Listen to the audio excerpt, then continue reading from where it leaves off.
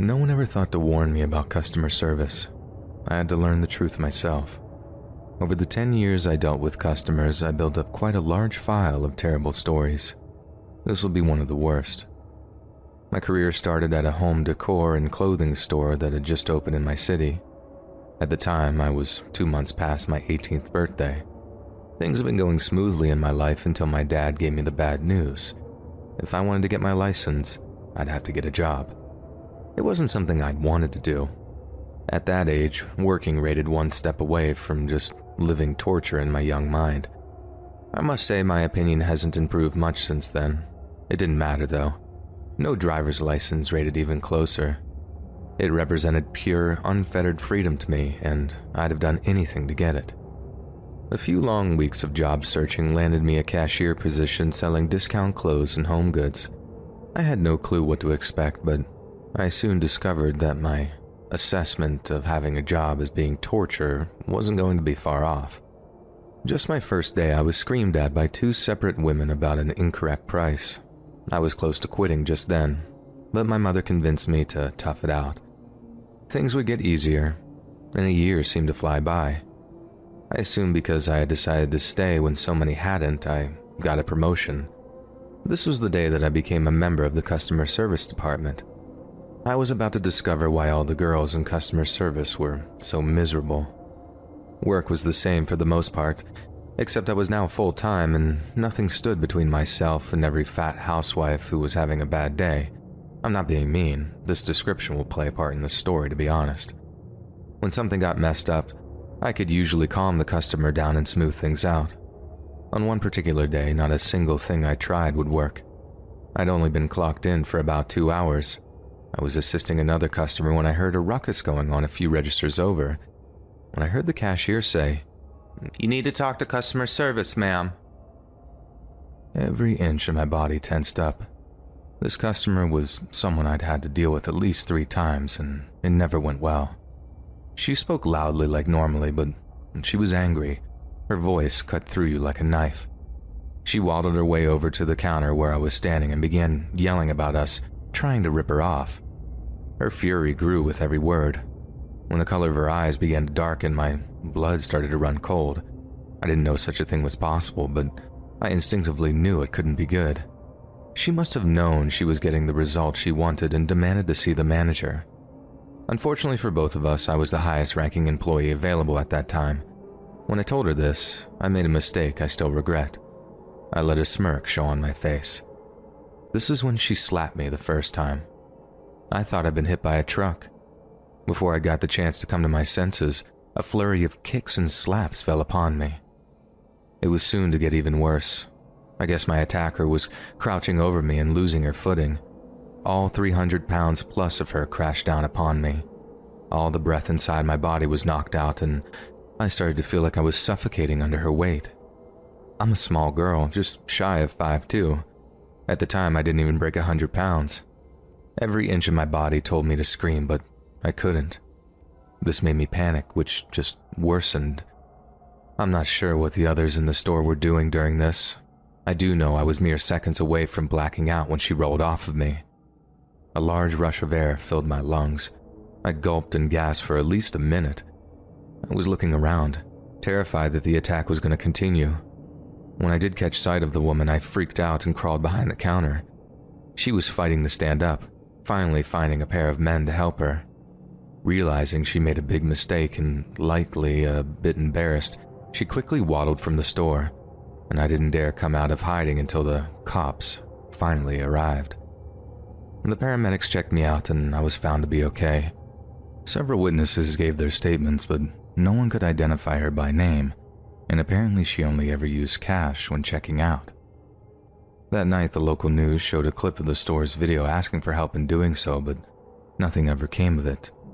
She appeared to be MIA, even though she was a frequent shopper for quite a while before that, I do believe. It really made me lose a lot of faith in the justice system. It seemed like they just didn't care after all I'd been through. For a long time, probably a year, I feared she'd return to the store or I'd see her around town. I'm happy to say that was 2012 and I haven't. I was allowed to take a few days off after the attack, and my boss even offered to move me to the back. I think she thought I was going to quit. I will admit it was tempting, but I didn't want to let that psycho scare me off. I continued doing customer service until this whole pandemic began and I got a job working from home. As I said at the start, this may have been a one-off, if not the worst of my customer service stories.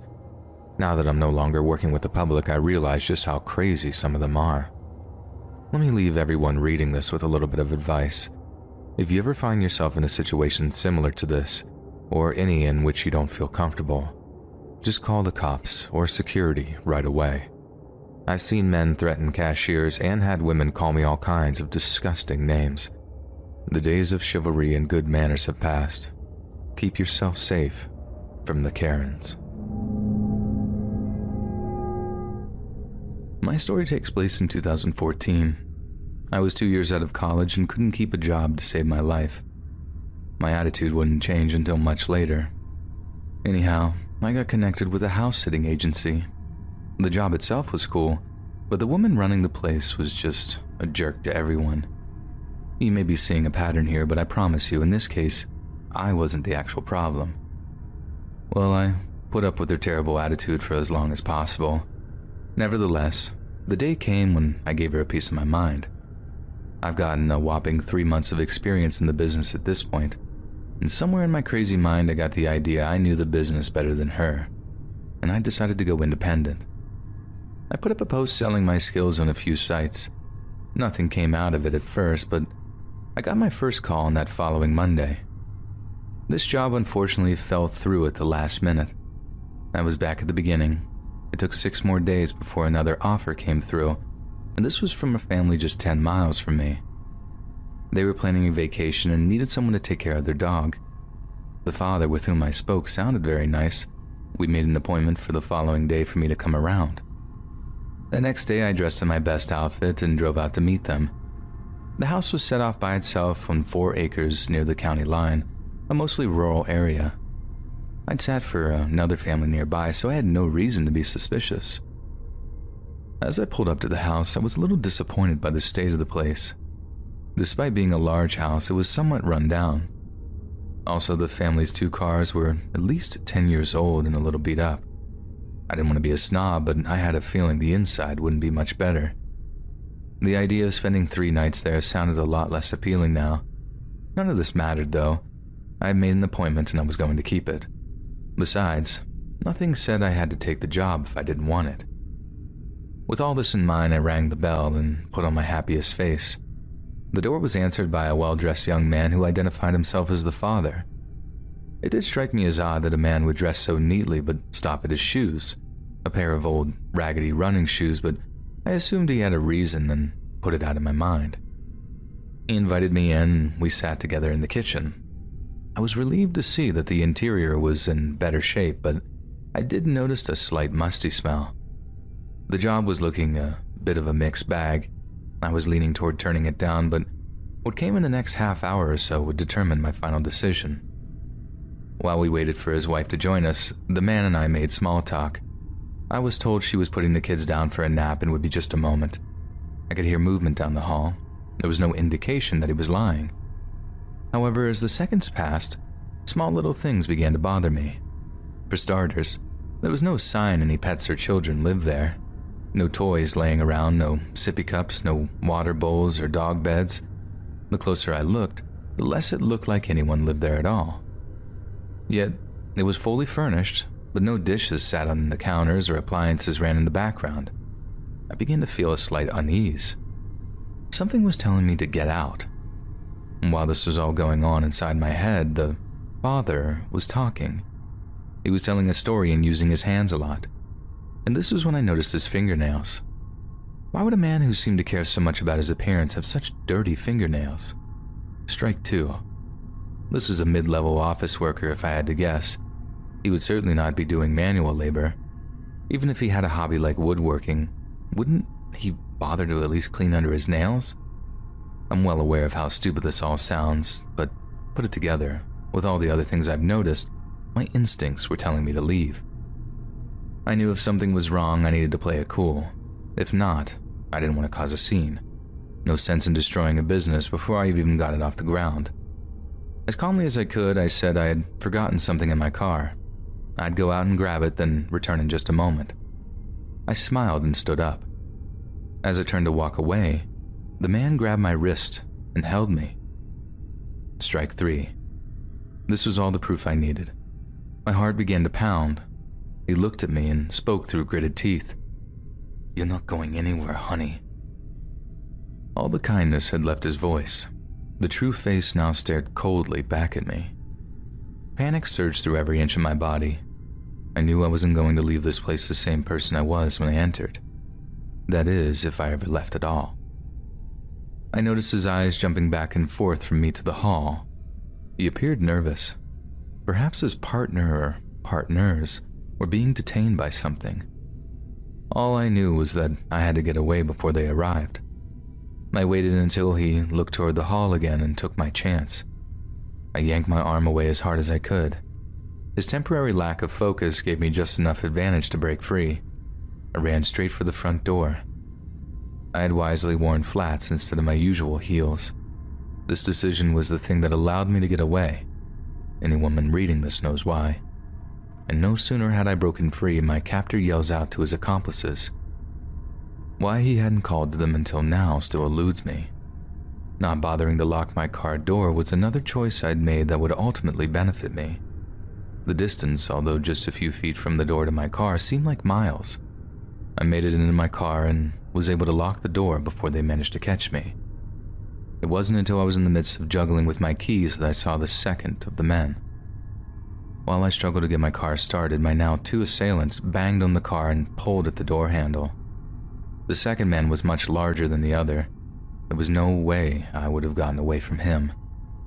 I did finally get the car going and sped away from the property. It was the first time I can recall taking a breath in the preceding 5 minutes. As I sped down the highway, I called 911 to report my near abduction. I wasn't sure if my attackers were still pursuing me or not.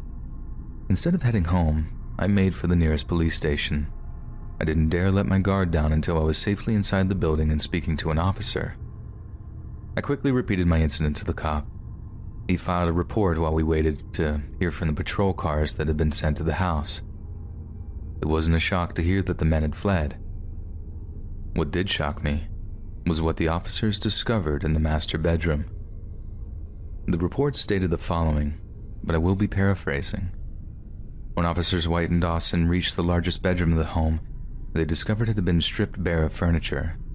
In place of the furniture, the walls and floors had been covered in multiple layers of what looked to be contractor's plastic sheeting. What purpose the assailants had in mind for the room can only be guessed at this time. I still tear up at the thought of what awaited me in that room. I've never been a religious person, but I can't help but feel someone or something was watching out for me that day. I wish I could say that my would-be attackers were caught and are now doing life in prison, but the truth is, they remain unidentified to this day. The house they had used turned out to be uninhabited. After the death of the owner, the family had let it lay fallow. No further hints were needed. I decided the independent house-sitting business wasn't for me. I continued to bounce between jobs until I got on with a small printing shop. The family that runs the place are the kindest folks I've ever met, and they are far more forgiving of my little quirks than my previous employers.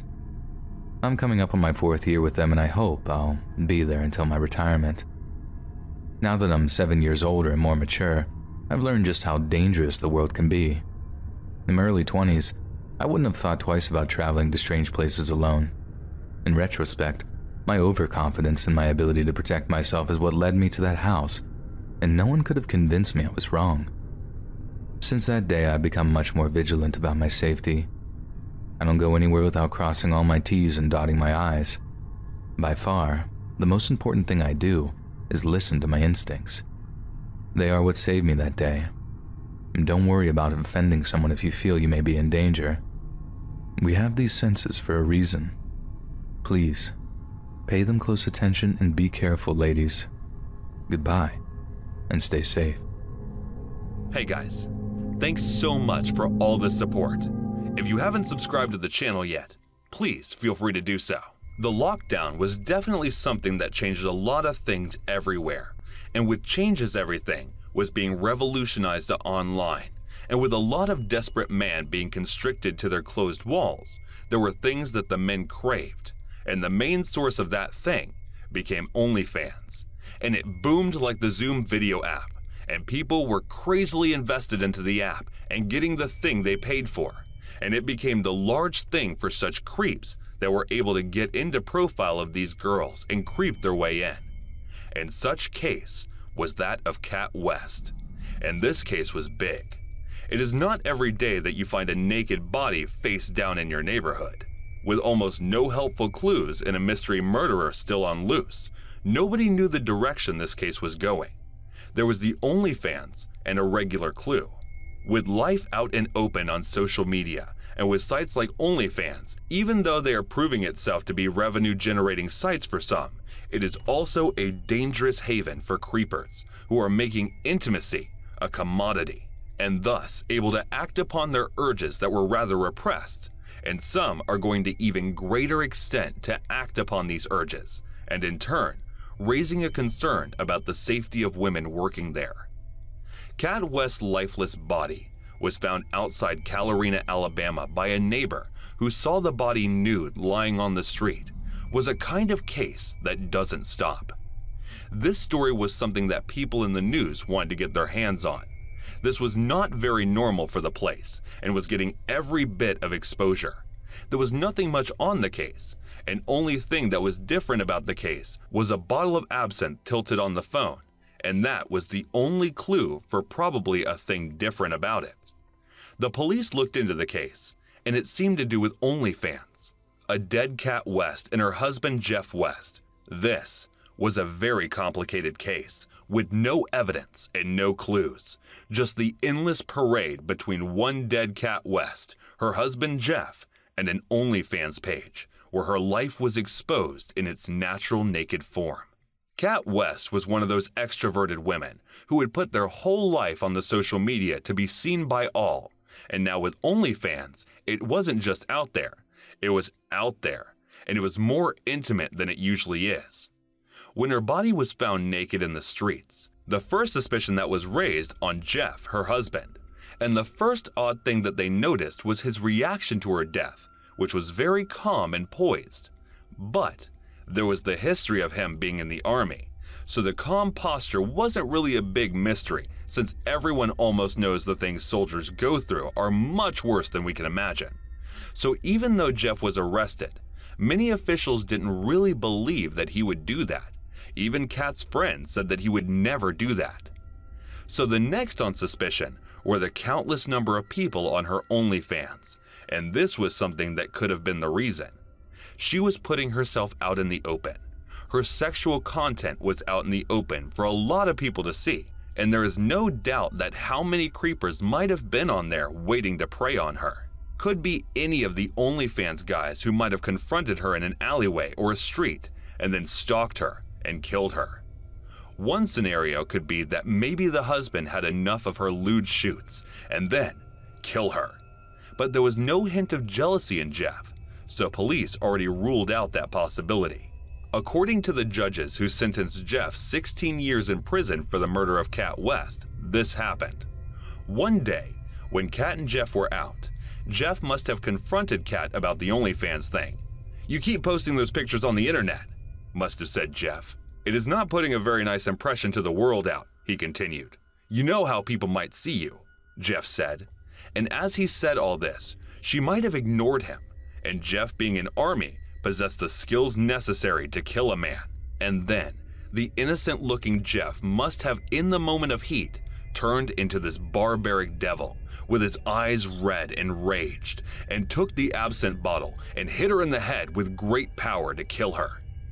Even though Jeff pleads innocent even after 3 years of his wife's death, there is still a lot of speculation and missing facts. Jeff said that it was just a drunken accident, but we can never really be sure who and what killed her. Only if Kat could come back and tell us who killed her, Jeff or OnlyFans. We are not sure that if the verdict was right, if it was the vengeful, angry husband, or just a mere drunk accident, but there could be more to this case than just these two assumptions. We cannot ignore the fact of the sinister creep that are behind these screens, buying intimate shots of these women, obsessing over their bodies, and pushing to rather calm the urges they feel. This is not much in the open other than the husband, who is trying to plead not guilty and is fighting for his innocence. Even though they were an odd couple, there was no motive or reason for his husband to act so irrationally.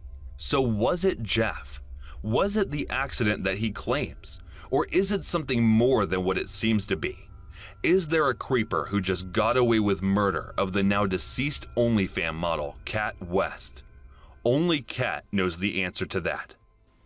This happened last night, and honestly, I'm still a bit shaken up about it. I work evenings as a dispatcher in a medium-sized Midwestern city. I was driving home at 2 a.m. when I stopped for gas. In retrospect, it was stupid to have stopped at all. The gas station was poorly lit and empty of any other customers, but I knew the shady areas of town, and this was usually not one of them. As I was pumping gas, I noticed a middle-aged woman sitting on the curb across the parking lot. It was a cold night and had just started raining. The woman was not wearing weather-appropriate clothing and was drenched. When the woman saw that I was watching her, she called out to me from across the parking lot. My second of many stupid decisions that night was choosing to engage with her. I was worried for her, so I approached her to see what sort of help I could offer. "Hi, beautiful. I'm just trying to get home, but no one will help me. I'm trying to get into the city, but the cab ride is $60 and I only have $40. Can you help me?" I don't usually give money to panhandlers, but this woman seemed genuine. The weather was terrible, and my job centers around helping people, so I agreed. I told her I didn't have any cash, but if she would come inside with me, I'd take some money out of the ATM and give her a few bucks. I went inside for cash, but the ATM wasn't working. I apologized and told her there was nothing else I could do. She followed me back outside, idly chatting with me as I opened my driver's door to get in. Then, she got in my car. I was too shocked to say anything. I sat staring at her as she buckled herself into the passenger seat. As soon as she got in my car, her demeanor changed entirely. She no longer seemed, for as much as she did, extremely excited and restless. "Just take me to my aunt's house. She can give me money," she said. Of course, alarm bells are going off in my head. Although my first instinct was to tell her to get the hell out of my car, my guts told me that would be dangerous. She'd already proven to be unpredictable and seemed to be high. I didn't know if she had any weapon on her while forcing her way into my vehicle. I thought it had the potential to elicit a violent reaction. "Where are you asking me to take you?" "Just start driving. I'll tell you when to turn." "Nope. If you want me to consider driving you somewhere, I need you to tell me where we're going." I said that with no real intention of driving her anywhere. "Don't worry, honey. I'm not a bad chick. I'm not going to rob you. Just drive." "No. What's your aunt's address?" As I was asking her questions, she got agitated. We still had not left the gas station parking lot. I considered getting out of my car and going to the gas station for help, but she seemed to know and be friendly with one of the attendants inside. Besides, I wasn't about to leave her alone in my car. Finally, she snapped at me and said, "Why are you asking me so many questions? I thought we were friends. Don't you trust me?" "I work at the police department," I said. "It's my job to ask these sorts of questions." She flipped out and started yelling at me about being a snitch, about trying to get her into trouble, just generally losing her damn mind. At this point, I'm more scared than ever. I just wanted her gone, but my instinct still told me to get her out of my car. I decided to take a risk. I'm not a police officer. I just work at a police department. "Why don't I take you to Walmart and see if they have an ATM that works?" My idea was to get her out of the car as peacefully as possible and lose her in the store. She liked my idea and immediately calmed down. I knew that the driving off with the woman in my car was incredibly risky, but it seemed like my best option at the time. As we were driving, she kept talking to me. Her thoughts were erratic, bouncing all over the place. It sometimes seems difficult for her to follow through with a thought, but this is roughly how our conversation went. I'm glad we're friends now. I've had about 5 or 6 people trying to get me. I'm going to come to your work tomorrow so we can arrest them. Okay, we can talk about it tomorrow. Tonight, you said you were trying to get home. Yeah, honey. I'm really trying to get out into the sticks. Sticks? I thought you said you wanted to get to the city. Yeah, I meant city. That's what I meant. That's why the cab ride's $40. It's far away. The cab ride's $40? Yeah, baby. You said you had $40. I do, baby, but I have $40 for the cab ride. And then there was silence. Are you sure you can't take me to my aunt's house? Sweetie, she lives down on Fuller Road. That's not what you said before. Oh no, baby, I'm sorry. Oh, it doesn't matter. She won't give me the money anyway. Are you sure you can't just take me to the city? It was terrifyingly obvious that this woman was utterly full of crap because the details of her story were constantly changing.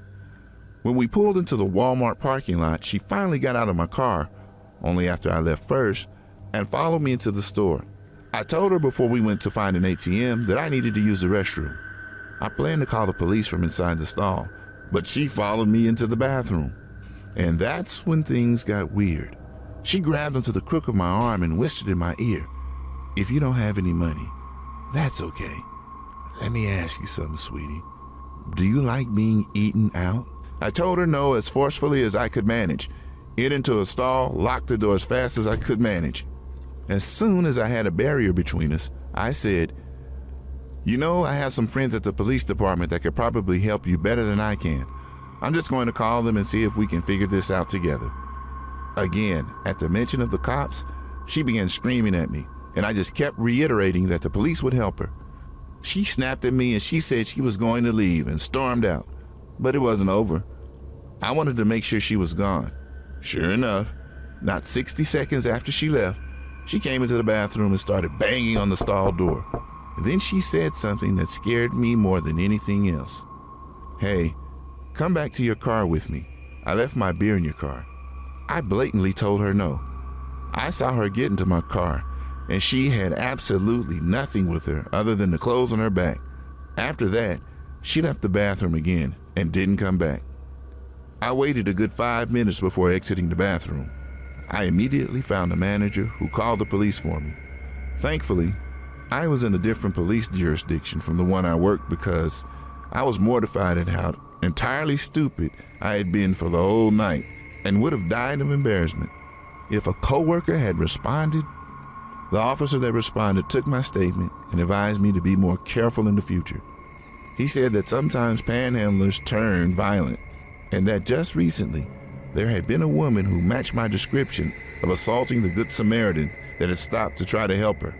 I learned my lesson on stranger danger, and I'm lucky to have come out unscathed. I'm glad my stupidity didn't kill me. So, fellow listeners, the next time you try and help a stranger late at night, don't. I remember watching the movie's Avatar when it first came out in the theater. My buddies and I went full fan mode going to that movie. We were not wrong to do so, and it was pretty much brilliant as we sat in, and the experience that we had watching the movie was beyond expression.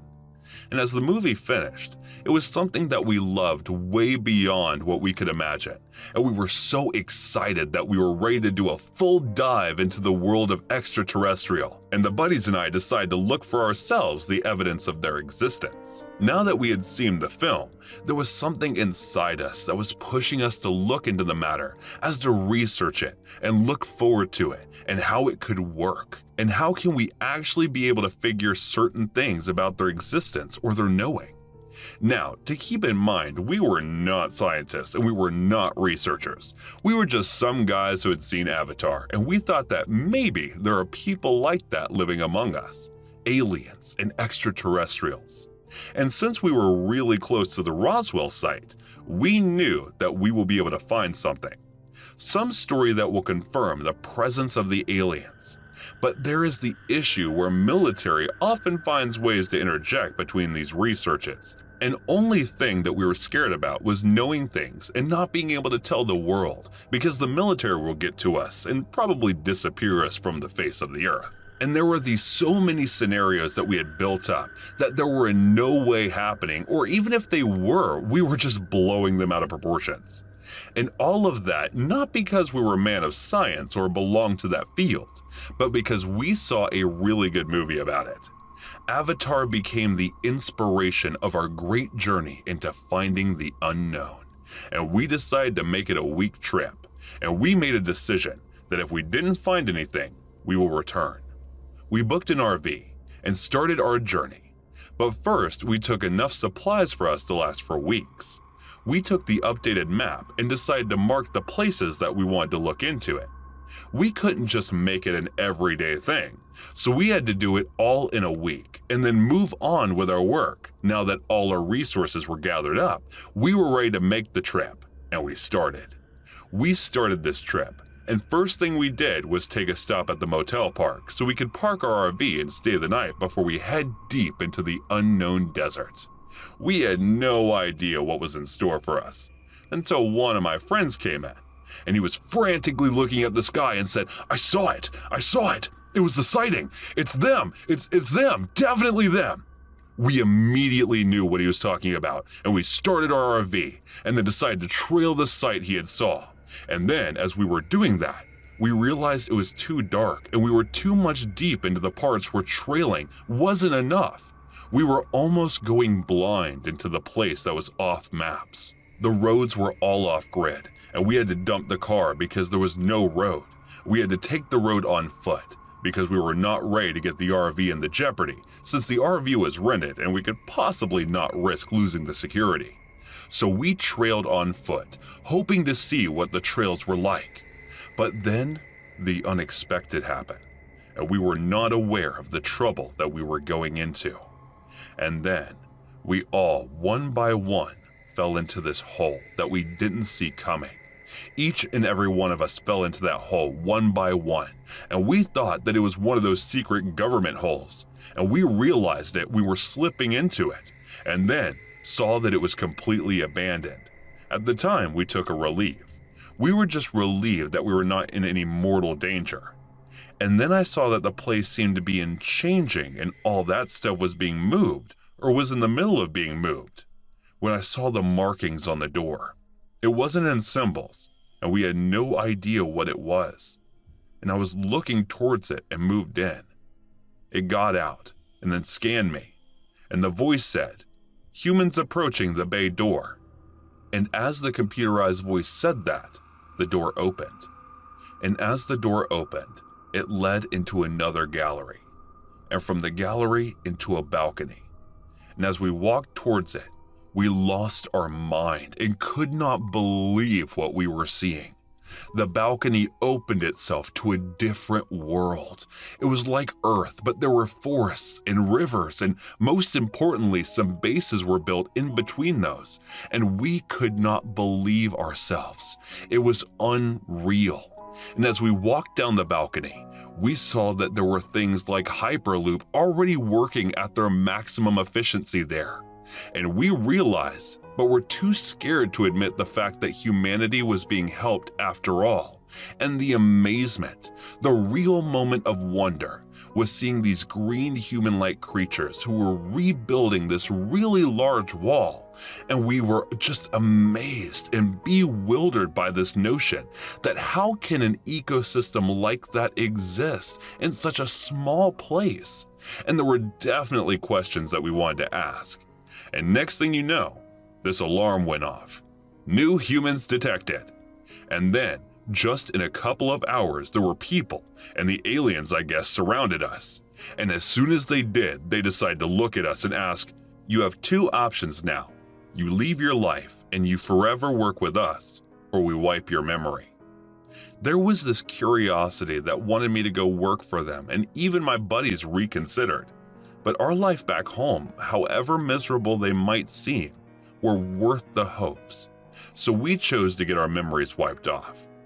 As they were doing the flash thing through imaging, I guess it got unnoticed and I sneezed. And when I did, I realized nothing happened to me. And I acted that way my friends did. They had no clue, but I remembered it all. And to this day, I keep this a secret.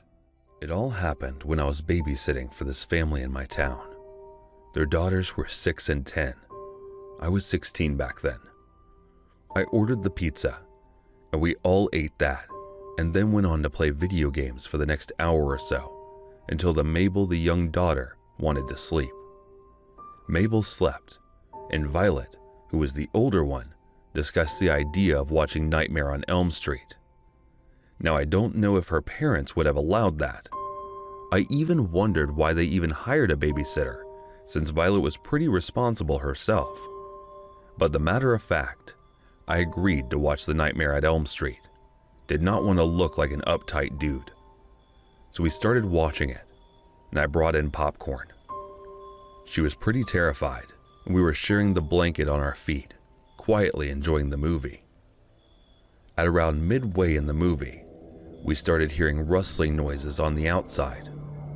At first, I thought maybe their parents were home, so I told her to switch to The Princess Bride so I don't get scolded for showing a horror flick. As I got, there was nothing. I got back inside and she was on the phone. It was her parents. They said they'd be late. The roads have been blocked and there is a rumor that the power will go shortly. They ordered me to go back and instructed the daughter to shut the doors and sleep. She told me that I just couldn't shake the feeling of leaving both of them alone. So I stayed with them, just to make sure. We stood there talking about things. She was smarter than her age, and she asked me all the questions about school and stuff, and we ended up doing her homework. And the power just went off cold, but we were ready. I told her to go to her sister, and she did. I stood down and locked all the doors and windows. It felt like a storm would build up. I went up and informed her about everything. 3 of us gathered around the TV, so it could be easier in case we had to make a run for things or cover. We got together to talk about things while Mabel slept. It was like one of those slumber parties that we had as a kid, and we chatted a lot, until the room started shaking. It felt like it was an earthquake. I quickly made Rabel and Violet go take a cover and did it myself. I rolled on the flashlight to them and told them to make way for the door outside. Before all the shaking, they made their way to the door and we stepped outside. It was just the 3 of us and a couple more people since everybody was already out of town due to vacations. And as we stepped outside, we turned on the flashlights. Violet was holding me tightly, and I was carrying Mabel as she closed her eyes. Violet closed her eyes all the time too. And in a few minutes, a stream of lights made the night sky bright. And as it happened, I told Violet to open her eyes. It was beautiful. It seemed like a big, flat, square disc making its way to the sky. It was flying way closer than most flying vehicles, as an airplane or gliders or helicopters did. I and Violet and Mabel kept looking at it, mesmerized. The sky was all red, and soon, as we were in awe, we were terrified. As it rained fire from the rear of that unidentified object, almost as if it was crashing, I held the girls with all my grip strength, and we ran towards the house and took cover. We huddled together beneath the table, wrapping ourselves with Mabel's blanket. After an hour later, we went outside. The smoke from that flying object withered the whole city invisible, and the redness of its light was still there. Our town looked exactly like that upside down from Stranger Things. This was the memory that Stranger Things brought for me. Mabel and Violet's parents were very grateful, and I did not leave as they arrived at around 8 in the morning. The UFO was a government spacecraft mission that failed and crashed at an abandoned site not far from our town. I shortly moved to New York that next summer. Moving forward to 10 years, I was 26 and out on a date. My date came in and introduced herself. We lived in a small town. It was Violet. She was 20 and was studying at NYU.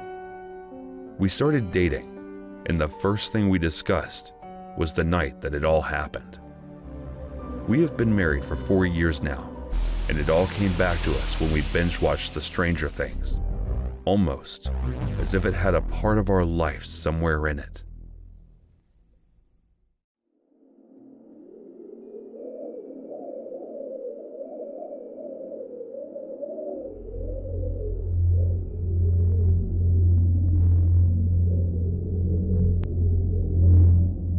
No matter how much I wish it wasn't, this story is completely true. I wasn't drunk and I wasn't high on any drugs. Neither was my friend, but I fear his state of mind might have been permanently altered due to his experience with these beings. Secondly, I like to consider myself a rational, thinking type of person with years of experience hunting and hiking around my hometown in Wyoming. I've seen all kinds of fauna and flora, so I didn't confuse what I saw for something entirely different. It all started when I went to a friend's house to celebrate his birthday. He was turning 18, and I was already 18 myself. His uncle, a man more native to the land than myself, was 27. Let's call this friend James. I finally got to his house at about 4 p.m. that night. It was January 25th. Since he effectively lived in the middle of nowhere and at the foothills of the Rockies, I was keen on bringing something with me in case I ran into some trouble, like a bear or something of the like. So I brought along with me a .357 Magnum and some binoculars in case my friend wanted to try and hunt some coyotes with his .223 rifle. We started doing our normal routine for most of the day, playing games on his computer, watching some TV, and just chilling out and talking about school. His parents were away on a business trip to a nearby town, so they left James and his uncle the house to themselves. The thing that James loved the most in the world was easily his dogs. He had 2 chocolate labs and a golden retriever. The retriever was actually fairly old. This being Wyoming and people not really giving a hoot, the dogs were left out all day. They came and went as they pleased back to his house. Sometime around 8 or 9 p.m., we heard his dogs begin barking at something off in the distance. At this point, the sun was long gone, but the full moon gave an amazing amount of light. I looked through the nearby window in the direction of the dogs barking. Even with the moon shining against the snow, I could not see anything up to the tree line that was nearly a mile away. "There's nothing there," I said. "Are you sure? They don't even bark at deer anymore," James whispered to me. The whole situation was weird. Fast forward an hour, and his dogs have not been heard or seen since the barking started. His uncle was buzzed and watching something on their huge TV. James was beginning to worry that something happened to his dogs. Now, wolves can still be dangerous in the Rockies, and they have no problem taking down a random dog that wanders into the woods. This is the moment where I started to get anxious, partly because he wanted to get his dog back, and partly because wolves sometimes kill sheep or even cows. So if they were desperate, I'm sure they would have no problem with us. Even still, those dogs were his family. So we grabbed our guns and we headed outside. We were armed with heavy clothing, as well as my .357, the binoculars, and his .223 rifle.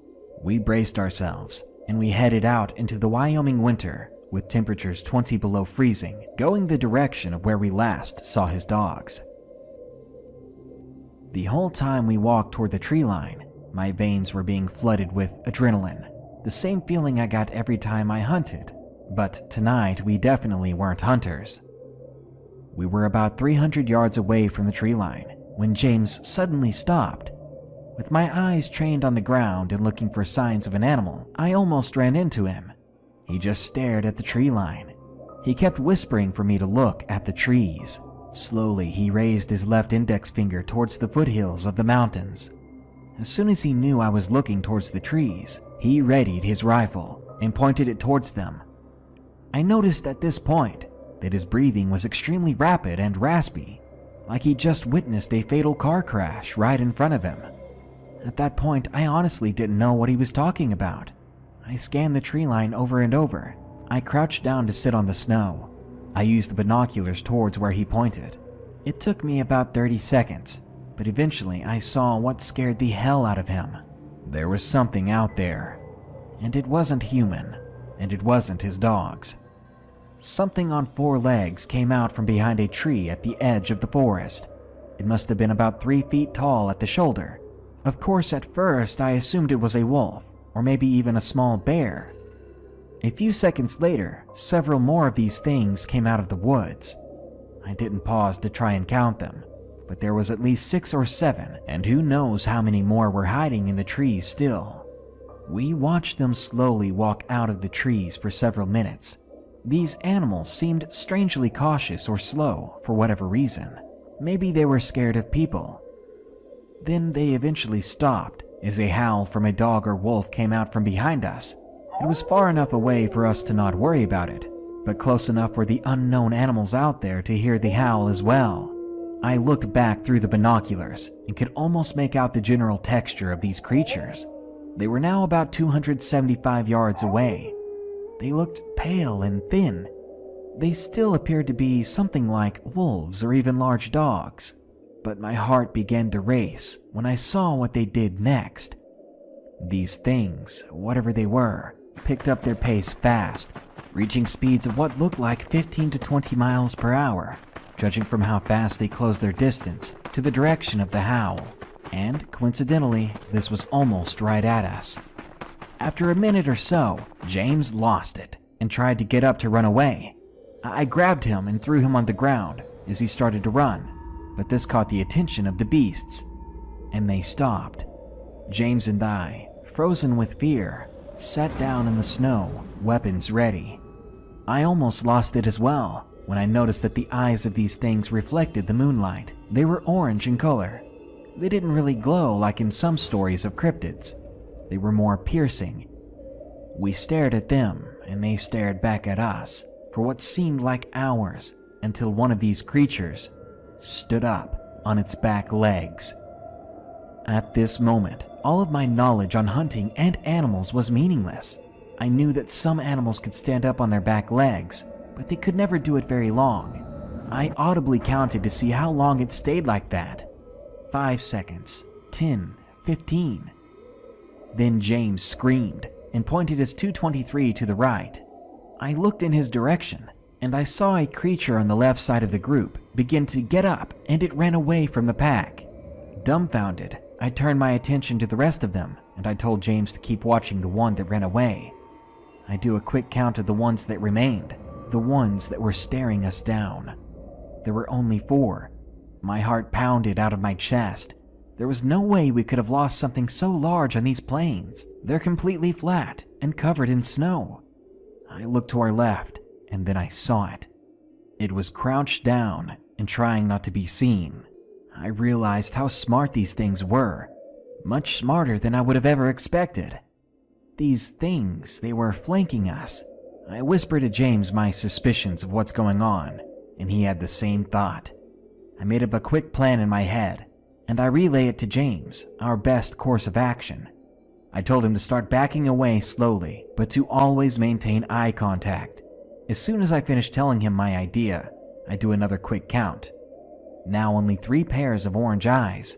Another one went somewhere. The one that first stood was starting to walk towards us. I helped James up, and I told him to keep an eye on our right side, while I looked to the left.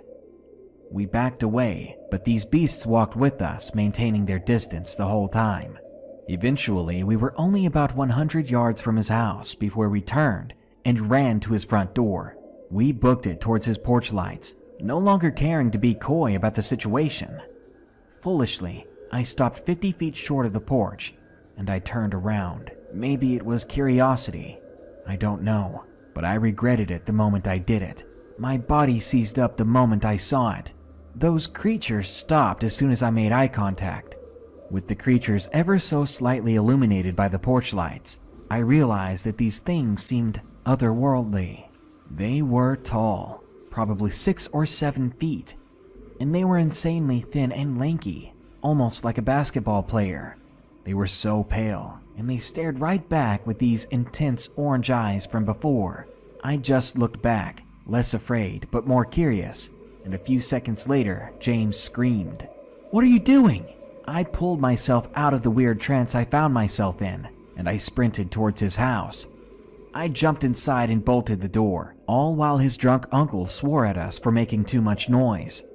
I looked out of the windows with my gun in hand, but I didn't see a thing.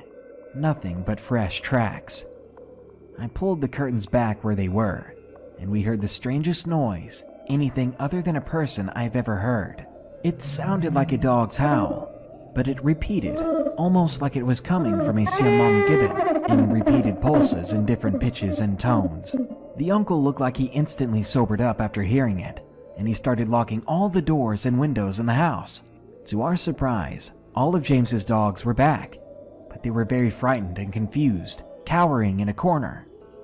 We watched through the windows for almost the entire night, until I eventually needed to fall asleep, but we never had any other problems since. Whatever these things were, they were fast, they were smart, and they were nothing I've ever seen before. It looked like some strange dog man straight from tribal legend. I'm not a superstitious type of guy, but I hope it was somehow just a really elaborate dream, even if my friend and his uncle can recall the night too. I was a young child at the time, but I wasn't the only person in my house to have an odd experience. I mentioned this previously on this subreddit when discussing what kind of demon this was, and someone recommended a book, which I bought, but to no avail, as it didn't have any type of spirit or demon matching this disgusting figure. So yeah, I've given up that search. I'm unsure of my age in this, as I was so young, 3 or 4 at a guess, but these memories still stick with my family and I. I have a very vivid memory of looking outside. It was sunny, but the sky soon became a greenish-yellow haze. The best way to explain this color is like the colors of highly radiated areas in Fallout NV and Fallout 3, a sickly baby dooky green. I sat there curious as to why the color had changed, and didn't mind until I felt unsettled, vulnerable and exposed. I ducked below the window and cried until my eldest sister, we call her Anne, came in to ask me what was wrong. I just told her the sky was scary. She sighed, telling me everything was okay before embracing me. Little did I know the odd experience I witnessed was only a splinter of the activity that came from that house. Anne, my mum, my dad and my brother have very vivid experiences, though only my mum and sister will speak of their events. I'll start with my sisters, as I vaguely remember the incident. We were all in our room that my 2 sisters and I shared. Being like all kids, we were playing and having minor arguments, when Anne suddenly exclaimed for us all to hide. Confused, I obeyed as a sudden urge to just disappear from the odd tension arose. She later told me that when she looked out the window, she saw a grotesque figure approaching. She could tell there was a negative energy around it, and demanded for us to hide as she feared what would happen if it saw us. As she peered from her hiding place, she saw a large golden frog-like eye covering most of the window. Its odd scaly grey-green flesh oozing. It blinked before looking right at her. She said she just felt dread as it smiled, bearing jagged, rotten teeth, and within seconds it was gone. My mum had had a similar experience as Anne. She was outside gardening while we were all indoors, when she had a sudden urge to look up from the garden to see a bipedal frog-like grotesque creature approaching the house from the backyard. My mother is a pretty religious person, and as the creature approached, she started to pray, louder and louder, as the creature came closer. She finished up the Our Father prayer with a strong Amen, and claimed to witness what she called a large bright hand reach down from the sky and hold the creature at bay. Eventually both vanished into thin air, And after that, she also felt a weight on her chest at night and would hear strange noises from the master bedroom, as well as weird scratches appearing on us kids. The house was unsettling. Now around this time, my stepbrother, we'll call him Arthur, had passed away in a car accident. Arthur was a troubled teen, suffering a lot of abuse from my dad's disturbed ex-wife. He crashed into a tree across from a farm, and the farmer claimed he heard the crash at about 1 a.m. and figured he would check in the morning. At 6 a.m. he saw the accident, ran over only to head back inside to call 911. Arthur was still warm, and it was assumed he'd died maybe 30 minutes before the farmer had decided to check. This wasn't the weird part, though. During this time, a priest that my family was good friends with was visited by Arthur at about 3 a.m. that morning. Arthur woke him up and sat down in a chair in his bedroom, to where he confessed his sins and told the priest things about the home that he would have no idea about, like the back door being tampered with while Arthur was kicked out of the house only 3 days prior to the accident. Arthur was trying to break in to hurt my brother, but couldn't get in, and my mum and dad knew what happened right away and fixed the door. That morning, after the police had called my family, the priest called and asked if Arthur was home. He had come to him during the night to confess his sins and apologize for everything he had done. Most importantly, breaking the back door. My mum wept and told him that my stepbrother had just passed in a car accident, and this shook up my family. The priest was a good family friend, but not close enough to know all about the things Arthur had done. Also considering Arthur hadn't been to church in 2 years. A year later, my family had called the priest to help perform an exorcism on the home. He said when he walked in, he instantly felt dread, and my parents believed that home was a portal to hell. There is no way to explain the odd things that happened around that place. We moved out, selling our portal hell home to that priest when he retired, and he took it on as a challenge. I've never had an experience with odd forces again, until I was a freshman at college. And you can doubt me, but I still have a lingering memory of that place and always feeling scared. The original house was way worse, apparently, before my parents had it torn down and a new one stood on the property. And that new house was the one that I grew up in. Hey guys, thanks so much for all the support. If you haven't subscribed to the channel yet, please feel free to do so.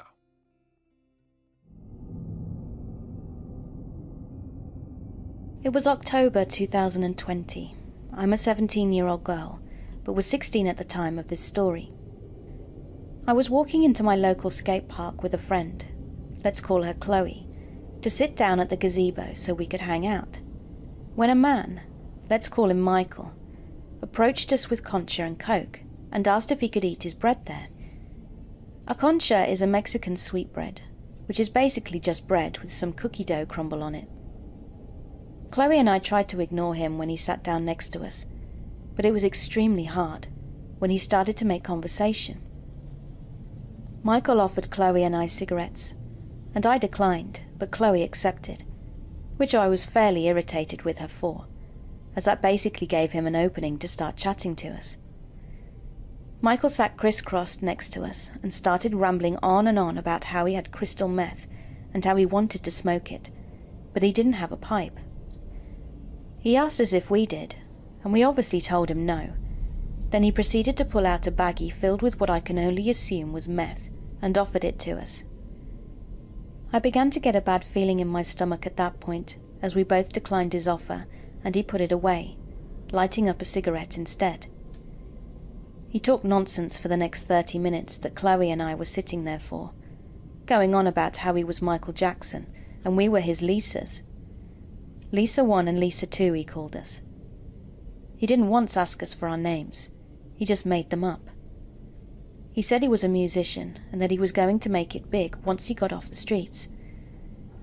Chloe and I looked at each other and I gave her the look that I wanted to leave.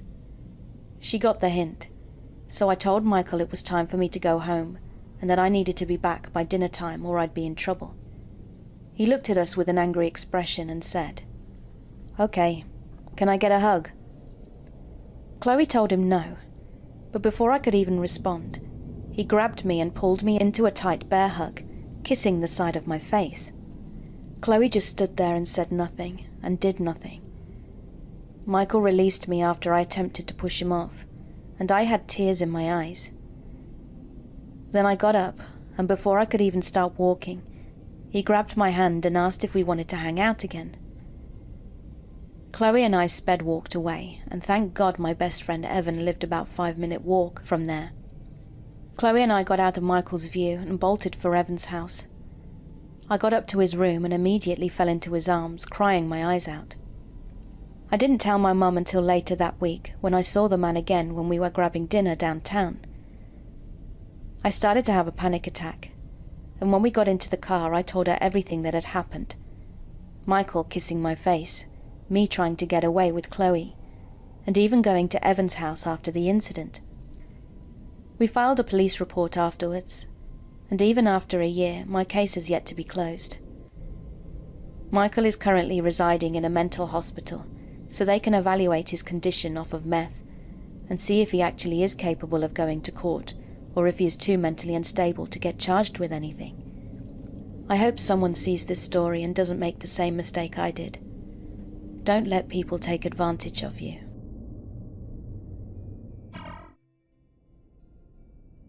A little bit of backstory. I went to Miami earlier this year. Didn't know a lot of people there, but I still went. I was 20 at the time and not really jacked, but I know how to hold myself. I got there on a Saturday, and I knew that weekend nights at the beach are where the fun things happen. Night eventually rolled around, and I took an Uber to South Beach. I walked around for about an hour and a half and found a bench to sit down at to check my phone. As I'm sitting down minding my own business, a person walks up to me and sits on the same bench as me. I didn't think much of it. The place was packed, being that it's a weekend night. A few minutes pass by, and he starts up a conversation with me. I will refer to him as Dude. He seemed like a chill person, around the same age as me, average build. I'm usually really good at reading vibes, and I didn't get any negative vibes from him. I tell him that I'm new here, that I had arrived in Miami and that I didn't really know anyone here. That was probably my first mistake. My phone had started to die, and I also needed to use the restroom, but the bars and restaurants there won't let you use the restroom unless you are a customer. So I was shit out of luck. The dude told me that he has a place not far away from here and offered to let me come over to use the restroom and charge my stuff for a few minutes. Looking back now, I should have declined the offer, but I did take him up on the offer. We get to his place, and as soon as I enter, I got really odd vibes. His house was just giving off negative energy, but I don't want to pay it any attention. He tells me where I can plug my stuff in and shows me the way to the bathroom. So after using the bathroom, I walked back into the living room and sat down. My plan was to let my stuff charge for 15 to 20 minutes, then leave. The dude sits down beside me, and we actually had a pretty good conversation at first. He just seemed like a chill person who was trying to be nice. About 5 minutes after he sat down beside me, that's when things took a turn. He gets up, walks to the kitchen and pours 2 glasses of vodka, walks back to me and hands me one. I didn't want to come off as rude, so I took the glass and just held it. I wasn't trying to get drunk, especially around someone I just met. After he realized I wasn't drinking, he kept on trying to get me to drink.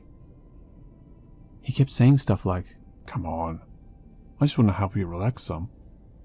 I told him I didn't want to drink, and he got visibly upset. He started saying stuff like, "I let you into my house and you can't take a shot with me?" At this point, my gut was telling me to get the fuck out of there. I don't know for sure, but I'm pretty sure his intentions weren't as pure as I had originally thought. As I was trying to figure out a way to leave without upsetting him, he starts to compliment my looks. As someone who was sexually assaulted 2 years ago, my fight or flight response was kicking in. I got up and acted like I was looking for my wallet in my backpack. I acted like I couldn't find it and that I probably left it at the beach. I said that I was going to walk back to the beach and that I would return when I found my wallet. And no, I definitely didn't plan on returning. I packed my stuff, and as I was doing so, the dude started laughing. It was such a demonic laugh, I'll never be able to get it out of my head. I bolted out of the door and get to the sidewalk and start walking away. I'm not even off the block yet, and I hear his door open back up. The dude starts speed walking towards me as if he was following me, while he was still laughing demonically. My first thought was, okay, well, this is a serial killer. I'm about to be killed. I started to run. I don't know exactly how far I ran, but it was at least 5 blocks. Once I knew he wasn't following me anymore, I spent $10 on an Uber to get me far away from the area. The night was still young and I knew the nightlife would still be active on the beach. So I went back to the beach, just about 10 miles away from my original location, just to make sure if he went back there looking for me, that he wouldn't find me. To the dude who was trying to push himself on me, screw you. In the summer of 2006, I was offered a place to study history at Bangor University in North Wales. It wasn't my first choice of uni, but I always wanted to move away for university. I mean, that's half the point of the whole thing, isn't it? See, new places, meet new people, expand and enrich your intellect and all that. Bangor wasn't exactly Manchester or Birmingham, but there was something very quaint about having such a relatively prestigious university built into such a small and storied town. In the end, I only lived in Bangor for the better part of a year, as I ended up dropping out due to family problems. But my brief time there yielded a variety of different experiences. Some I'll always remember, and some I wish I could forget. So much like most other students at that age, university bred a desire for, well, experimentation. And as I partook in a few puffs of the wise man's mint, as one of my mates called it, and decided that yeah, it was something I was going to get into. I didn't take the drinking all that much, too much puking, and the hangovers just weren't worth it. But smoking up in a circle packed with intelligent, thoughtful people, that was a different kettle of fish entirely. Alright, most of the stuff we talked about was just absolute nonsense, which prompted nothing but a descent into giggles. But it was fun. And on top of that, you weren't a soulless, dehydrated husk the next morning. So one morning, I get talking to this local lad called Ricky. Ricky had grown up in Bangor, but wasn't academic enough for university. However, that didn't stop him from walking up into the student areas to take advantage of the public price pubs, which is how I got to talking to him. Eventually, the conversation got on to smoke and where I could get my hands on some, but local dealers didn't always trust the students, and even when they did, the chances that they just rip you off, assuming you were spending mommy and daddy's money, was very high indeed. Which is why Ricky's promise of "I'll get some for you" was like music to my ears. I took his number down, told him I'd give him the text sometime, then finished up my pint, lost my game of pool, then wandered back to Halls. The next day, I gave Ricky a text, and we arranged to meet outside a block of flats on the other side of town. This seemed a bit risky, as it was in the lower portion of Bangor, where the locals lived, and not up on the hill where most of the lecture rooms and halls were. But Ricky seemed like a nice enough bloke.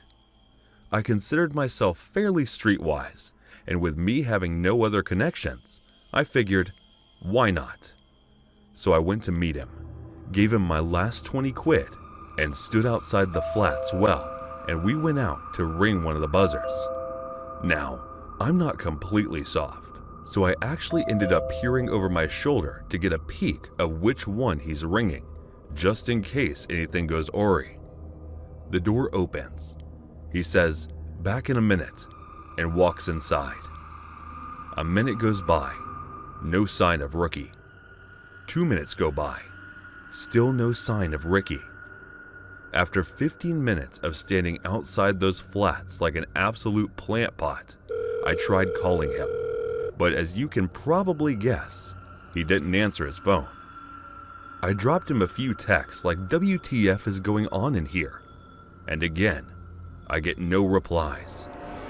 Obviously, I'm absolutely furious, thinking, I can't believe I'm actually getting mugged off here, and there's absolutely no effing chance that I'm about to just walk away without kicking off.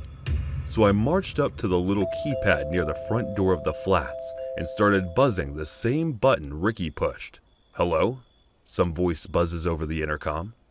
"Yeah, I'm a mate of Ricky's. He's got something that's mine. He needs to get back." Oh, the fellow on the other end was obviously playing dumb. "Look, mate, I've just seen him go into your flat, so you can either let me in or I'll come back later with my cousins and we can see what happens." It was a pure bluff. My cousins were like 60 miles away. But it worked. There was a brief silence, and then the door buzzed open. I walked right up the stairs to flat 3, knock on the door, and someone instantly answers it aloud, about my age, who's keeping the door closed over because Ricky is evidently hiding inside. "Mate, I know Ricky is here, and he's got something in mind." "So he was here, yeah," the lad cuts me off, "but he's just gone off the back. Said he'll be back in a few minutes." Then I hear a voice that obviously belongs to someone older, saying, "Let him wait inside if he wants." The lad looks off to the right, then opens up the door. I walk in to see about 3 or 4 guys, again about my age, and one older balding bloke are down to his shoulders with this big, thick stash.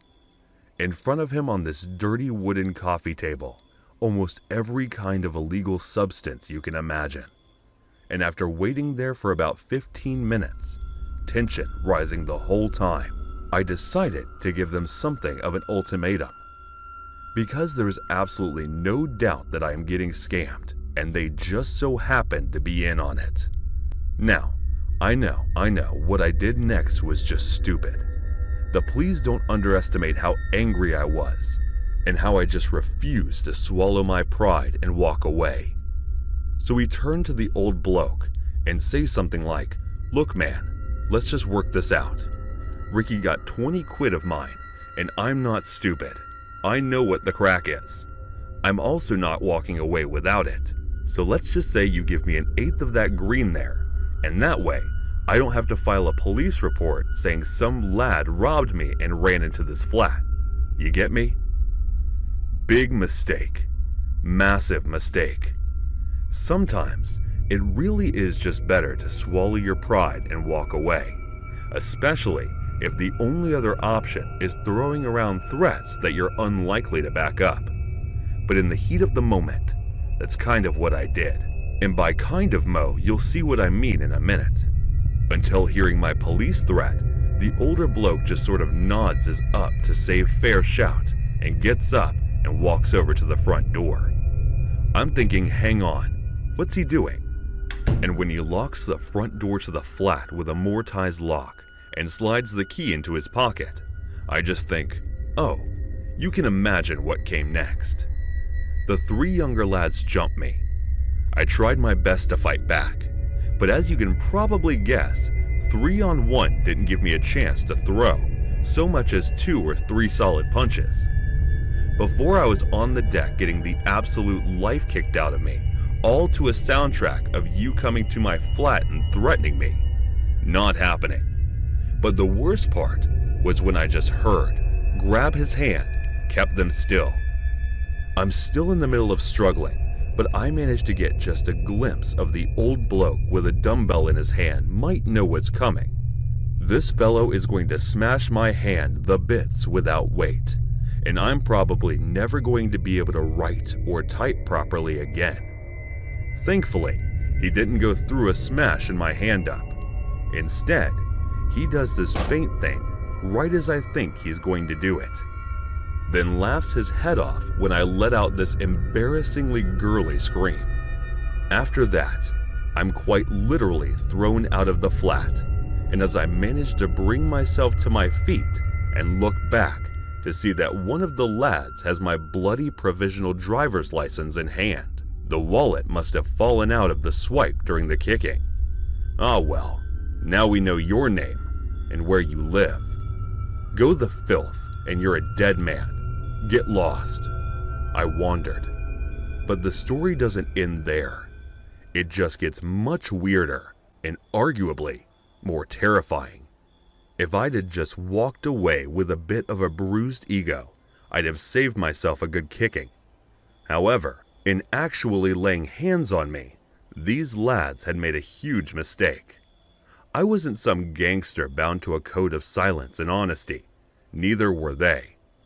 I was a big city, and I definitely wasn't scared of some small town dealers. And if they thought they could just intimidate some kid into silence, that were dead wrong. Because the first place I go, after I ended up getting kicked out of the Phyllis flat, is the Bangor police station. I was just dead honest with them. I told them I got scammed trying to buy smoke. Told the man being battered with me thinking the whole time, they're going to go round up this bloke's flat, and they're going to know he's got drugs in there. The place stunk of them, and that's how I'm going to get my own back. Solid plan, right? And quick side note, for anyone who says I'm a coward, a grass, or a snitch for going to the police, wind your neck in Tony, Montana. This isn't The Wire. This is real life, and you fight with anything you've got available to you. Only, it didn't quite turn out like that.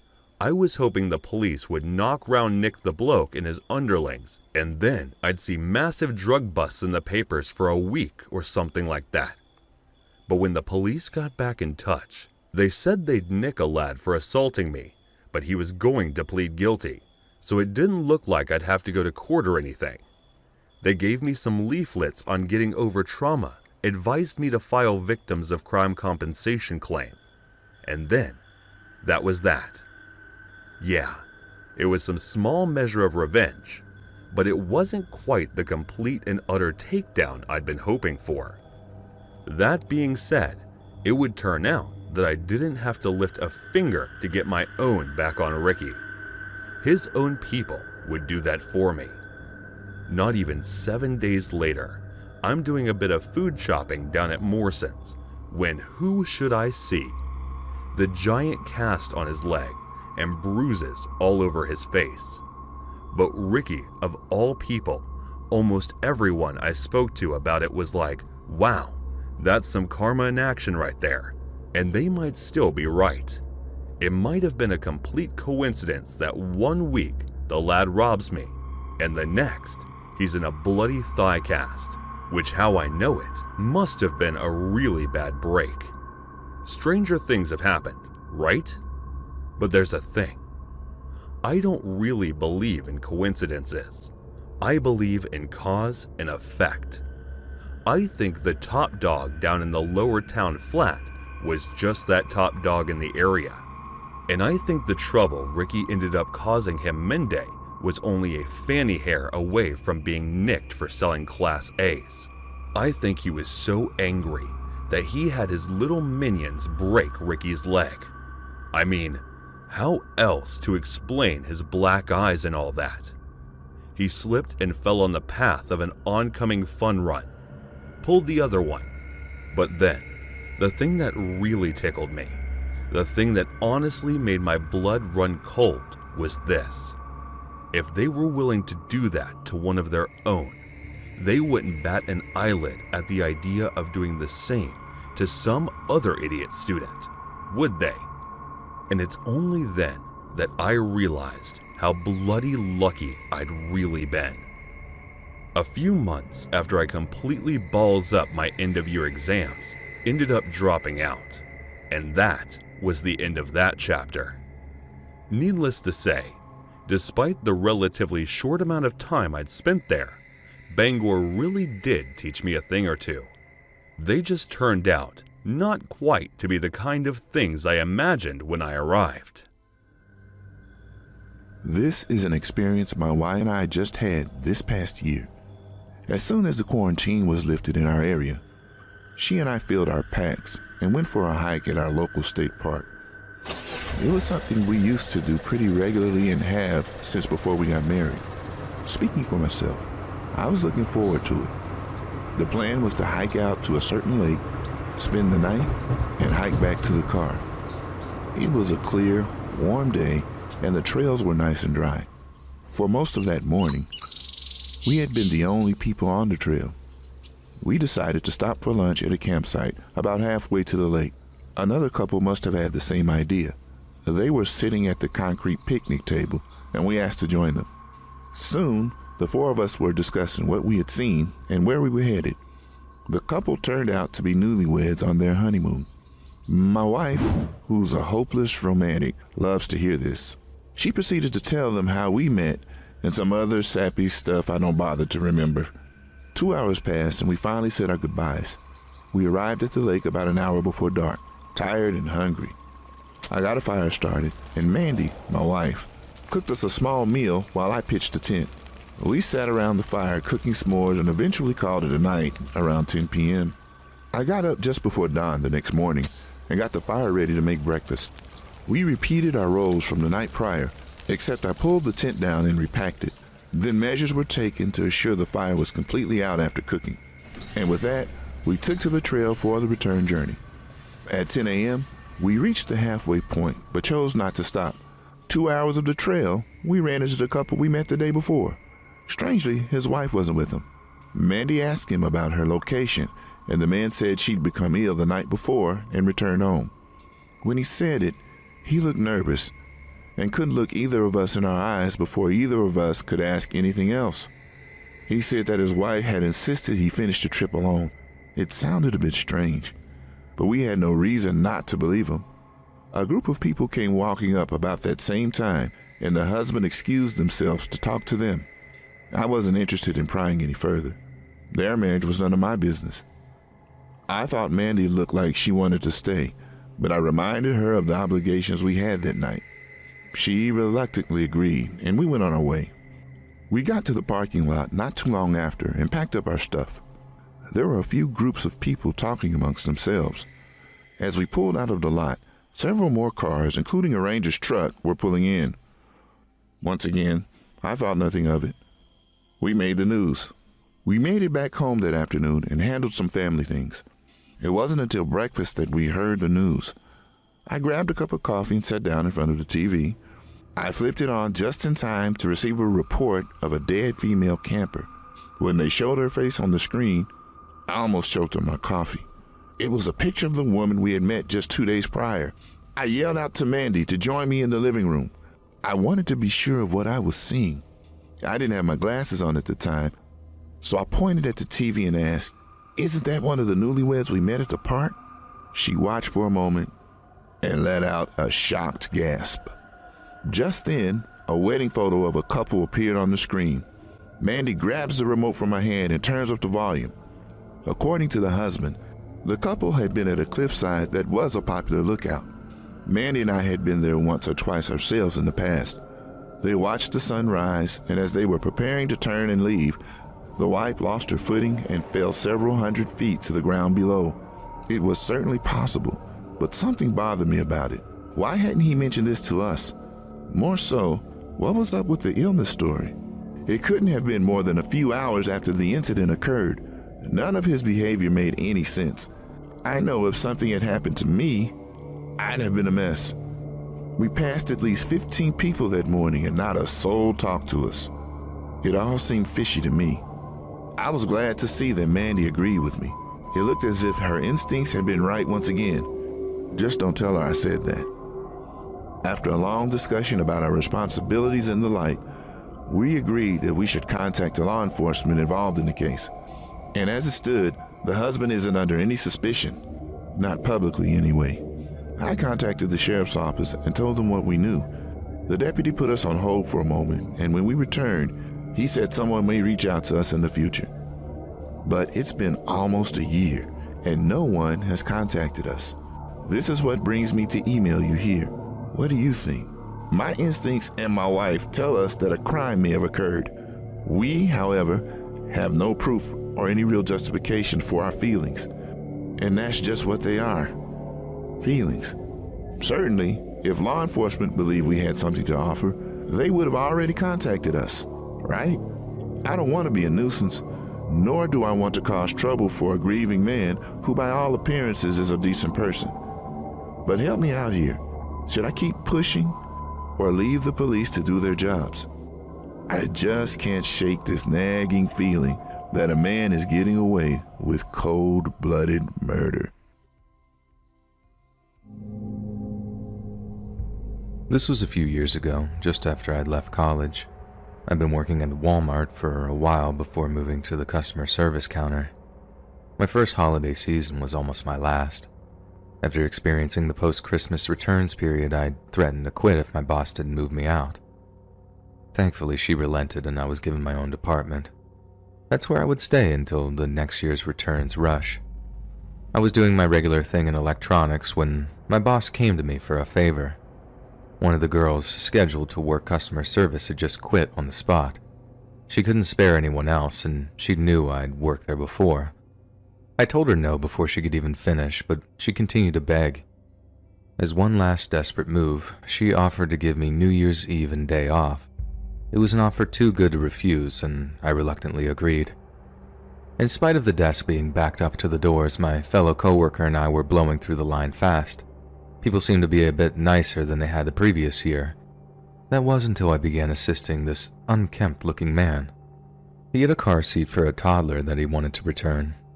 The guy seemed a little out of it. I had asked him twice about the receipt before he pulled this crumpled piece of paper from his pocket and handed it to me. I unfolded it and began the refund process. As I took the seat from the counter and sat it in a nearby basket, I made a passing comment to a coworker about the guy returning it because he needed to get high. It was just something that I expected from the area, something to that effect. I know it was in bad taste, but my coworker laughed and I returned to the counter to give the guy his money. He was staring a hole through me and gritting his teeth. He said, "I heard that. I'd watch your back if I were you." I could tell he meant business. I didn't want to draw attention, so I apologized under my breath and quickly handed him his money. Before he was able to say anything else, I called for the next customer. He reluctantly stepped away but remained close by, continuing to give me a death stare for several minutes. There was something about the look that terrified me. Although I kept working, a feeling of nausea boiled in my guts until he finally left.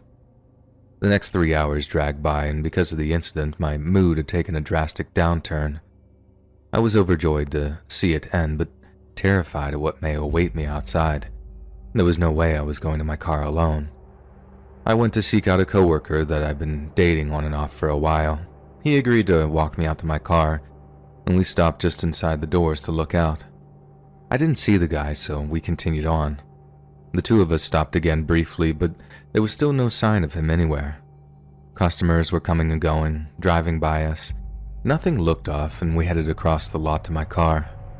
I was relieved and beginning to think that I had just been overreacting. I knew it was a stupid thing to say, but I didn't know what the outcome would be. Then a car came out of nowhere and began racing up from behind us. The headlights were blinding, and I just began to panic and I froze. And if it wasn't for my companion, I may have been run down. He pushed me between two cars, following close behind. As the car sped by, the driver hurled a disgusting name at me and disappeared onto the access road. I thanked my hero and slowly got back to my feet. He insisted that we call the cops, but I refused. As stupid as it may sound, I was afraid involving them could cost me my job. But allow me to explain. I've been chewed out for being rude to customers before. I would have to explain why the man was so angry to me. If my boss heard what I'd said, I'd definitely lose my promised 2 days off and probably be fired. Rightfully so, I guess. Of course, I could lie and play dumb, but that never works out in the end. I decided to wager on the chance that he was done with me and would move on. And that turned out to be the case, fortunately. Various coworkers continued to walk me to my car after that shift. 2 months passed before I figured I was safe and returned to going solo. To this day, I've not seen that man again and hope never to. Whether I just got lucky or he never intended to kill me, I'll likely never know. Either way, I'm just happy to be alive. My attitude towards strangers changed after that incident, and for the remainder of my time working directly with customers, I made a concerted effort to treat them with respect. I suggest you take this story to heart. We may all have our little episodes of disrespect when dealing with our fellow person. Nobody's perfect. I'm definitely not. But keep in mind, however, you never really know what a stranger is capable of. One arrogant little slip could cost you your life. The worst job I ever had, without a shadow of a doubt, was working at a movie theater in New York City in the early 80s. Sometimes when the movie ended and the lights came up, me and the cleaning staff would walk into what I can only describe as a post-apocalyptic scene. Every kind of bodily fluid or secretion you can imagine, I've cleaned it up. We had people who we thought might be dead, people who were screwing around and didn't stop when the movie ended. Every deadly sin there is, we walked in on it. But by far the worst part of the job was trying to keep order in the theater itself. We're constantly calling the cops on people who were fighting, doing drugs, just about any scumbag activity you can imagine. People did it in our theater. They tended not to screw with my coworkers and me so much, as they knew that they'd have red and blue flashing lights outside, but it was still one heck of a job. Only once did someone actually put me in any danger, but my God, was it enough to last a lifetime. I'd had people scream and shout at me, but at 6'3", most people knew better than to get physical. But this one guy, he didn't even have to get all that violent. He didn't have to shout or scream, and he had me just about soiling my pants. So it all started when I was working the late shift, 5:30 p.m. to midnight or close, and for some reason I could just tell it was going to be a rowdy one. It was a Friday night, it was coming up on Halloween, and people were so jacked up that I swear it was a full moon or something too. Needless to say, I braced myself for one heck of a shift, but honestly, if I'd have known how messed up that night was going to be, I think I've just locked myself in the ticket office and stayed put until closing, in which I'd probably just end up pulling the fire alarm again. Yes, I had to do that more than once, and the fire department told me I'd be fined if I did it again. Anyway, I sell out a theater, make a show of checking some stubs, and sit back in the ticket booth to avoid the crazies. Then out of nowhere, someone walked up to the register and says, "Hey, I think someone is sick in there." I asked if they puked, and they said no, that I think they're on drugs or something. I'm serious, I think you should call 911. I didn't want to call the EMTs and then find out that someone had just fallen asleep or whatever, so I decided to just go check it out first, and if it was serious, I'd call 911. I follow the girl into the dark theater, and she points out who she's talking about. At the very end of one row, there was this punk rock looking couple, crazy hair and leather jackets. The guy had his arm around the girl and she's leaning on his shoulder.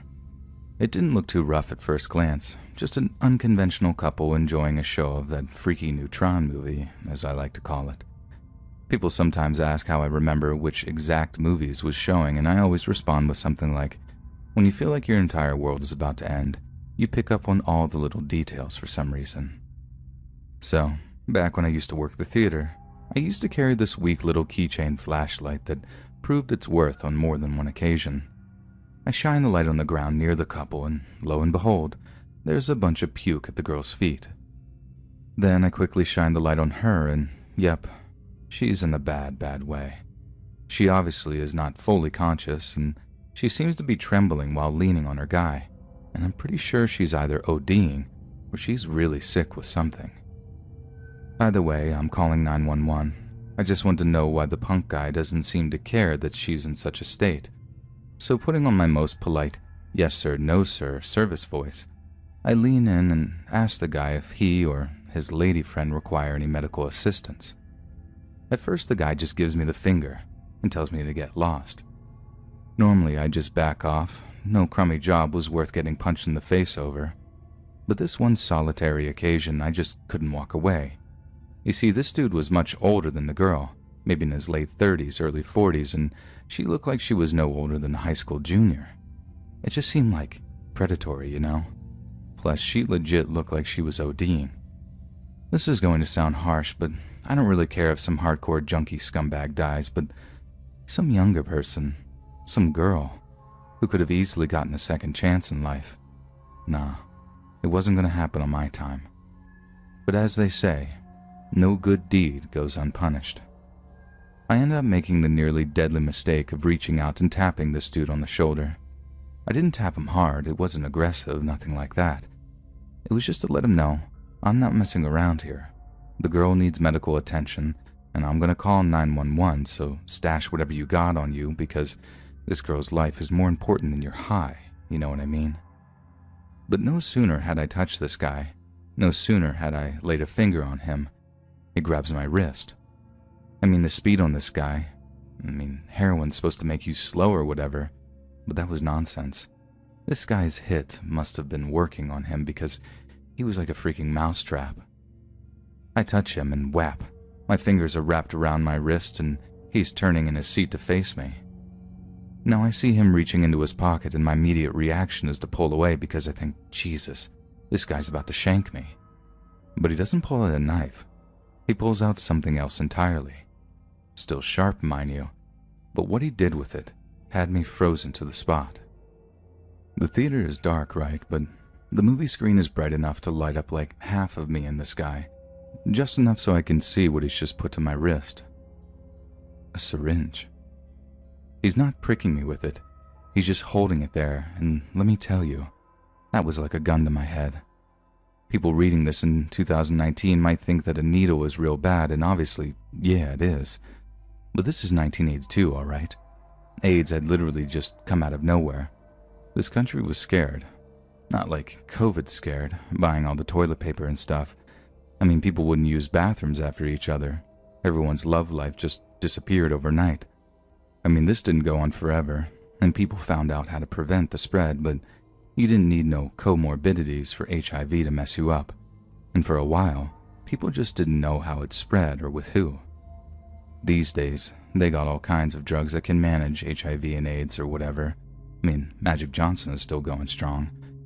I'd never have bet money on that back in the day, let me tell you. But back then, AIDS was like a death sentence, man. And not only did that guy threaten to poke me with a needle, what he said had me just about wetting my pants. Listen to me, he says. I got the bug. She got the bug too. And unless you want the bug as well, I get away from us, right now. I didn't say a word as he let go of me. I just turned around and walked out of the theater. Yeah, I called 911 like right away, cops and EMTs. All the while, I locked myself in the ticket booth and told my coworkers to stay clear of the cops when they arrived. The cops turned up with rubber gloves on, like surgical gloves, and just walked the guy out of the movie theater at gunpoint. I don't think they even touched the guy until he was at the car and they put the cuffs on him. That was a scary time to be alive, man, let me tell you. And that was a scary time for me, too, obviously. But the people I feel really sorry for are the people who have to live with that godforsaken disease before science worked out how to fight it or whatever. That ain't no way to live, and it sure does make me feel lucky that I have my health. When you think LinkedIn, it's probably the last place you expect guys to be sending creepy DMs to girls. But sadly, and sometimes scarily, it happens with alarming frequency. It's a problem that me and many other girls have experienced while using the platform. So for a couple of years, me and a group of like-minded people have been campaigning for social media platforms to improve their privacy systems, including blocking and reporting methods to ensure the safety of women and girls online. But all my campaigning has been promoted by a very close call of my own. I work in photography. It's been my passion ever since I was a little girl, and I managed to get my hands on my mom and dad's old Polaroid camera. The digital revolution only made it even easier for me to practice my vocation, and by the time you get to the Galaxy S21 Ultra, mine's charging on my desk next to me, you can do almost everything a professional photographer can do with a device that can fit into your pocket. But there's something very authentic and gratifying about the old-school darkroom processes, and it feels like you're birthing something special instead of just capturing a passing image. And although it's more expensive, I pride myself on offering my clients a choice of both. And a great way of me meeting new clients and potential employers is LinkedIn. It's honestly a great app, and I really do recommend it, but like I said, its user base contains just as many creeps as every other kind of social media. It might be a comment about what you're wearing in your profile picture, or asking, would you relocate for the right role, or the right man, winky face. Or in my case, it might be considerably more insidious and dangerous. Because one day I get a connect from a seemingly normal guy asking me if I'm interested in doing a photo shoot for him. I'm naturally a little bit skeptical, as he's being quite cagey about what the shoot entails, and the last time that happened, it turned out to be a couple wanting to take pictures of, you know. I give him my rate, and I tell him no nudity whatsoever. He then sheepishly mentions that some of the pictures would be topless, as they're for his wife, but promises no nudity or anything remotely sleazy. Handsome, but wholesome, I remember him saying. And I don't know, the effort he was going into making his wife happy, that did seem super wholesome to me. I guess I let my feelings speak for me, but I accepted his offer and told him that we could meet at some studio space I had a share in downtown. Public, neutral ground, on-site security, safe. At least I figured it would be, because if I'd had any inkling of what would be in store for me in that studio, I'd never have met that guy there that day. So, on the day in question, I met the guy at the studio space I mentioned. He looked kind of nerdy, curly brown hair, glasses, looking rather unassuming in his poorly fitted navy blue suit. He seemed really anxious too, like almost verging on innocent. He told me he'd never done anything like this before, and I really did believe him on that. Taking your clothes off for any reason can be very, very nerve-wracking, especially when the opposite gender is involved, which is half the reason I tend to avoid shoots like that. People's nerves are frayed around the edges, and it can make for a really bad atmosphere between you and the subject, which is the polar opposite of what makes a good photo shoot. But like I said, the fact this guy was really putting himself out there just to make his wife happy, God, I suppose that hit me right in the feels. I plugged the door code in, welcomed the guy inside the studio, and then asked him how he'd like to start. For example, if he might like a few professional-looking shots since he appeared to be in his work clothes. He says sure, and I try my usual technique of just chatting with the subjects while I'm shooting. This tends to make them feel at ease, and if you can coax a natural smile out of them and capture that on film, pure gold. They'll buy that shot every single time without fail. The shoot is going rather well. I'm getting absolutely no bad vibes off the guy, so I initiate a conversation about his wife that'll hopefully lead into some topless shots. At this point, I should really add that it was pure altruism that had me gunning for shirtless pictures, as I'm entitled to charge a premium for such shots, and the guy had agreed to that. If he turned out to be a creep, I could just avoid those kind of shots entirely, but since he'd yet to start acting weird, well, go figure. At first, the way he was talking about her was as sweet as I could imagine it would be. He was talking about how there was no one else in the world for him, that he'd known her for years before he'd finally decided to pluck up the courage to ask her out. He said she was everything to him, the first thing he thought about in the morning and the last thing he thought about at night. The only thing was, he didn't feel like he was man enough for her. He didn't feel like he projected the kind of masculinity she needed to stay interested in him. He'd said he'd been working out, watching his diet. He wanted her to find him sexy, not just cute, as he put it. And weirdly enough, I knew exactly what he was talking about, as it's something I feel like I've struggled with throughout my dating years. Sometimes you don't want to be mousy or adorable. You want to feel hot. You want people to burn for you. And with that in mind, I invited my subject to take his shirt off. The first thing I noticed was how true to his word he was about working out. I was shocked, but not entirely surprised. I mean, he had told me. But the thing that made me gasp was how his upper arms and torso were almost completely covered in tattoos, many of which looked like he'd done them himself. There was a handful of crudely inked pictograms depicting religious iconography from a variety of different Christian sects. But most of the tattoos were just short verses with markings underneath, and it was only when I looked through the lens of my camera that I realized that they were Bible verses. I'm almost completely stunned by what I'm looking at, but I do at least try throwing out a compliment, saying what you like about the presentation, the dedication to covering himself was admirable, to say the least. When I asked him which tattoos were his favorites, and that maybe I can work them into the composition, he pointed to one in particular.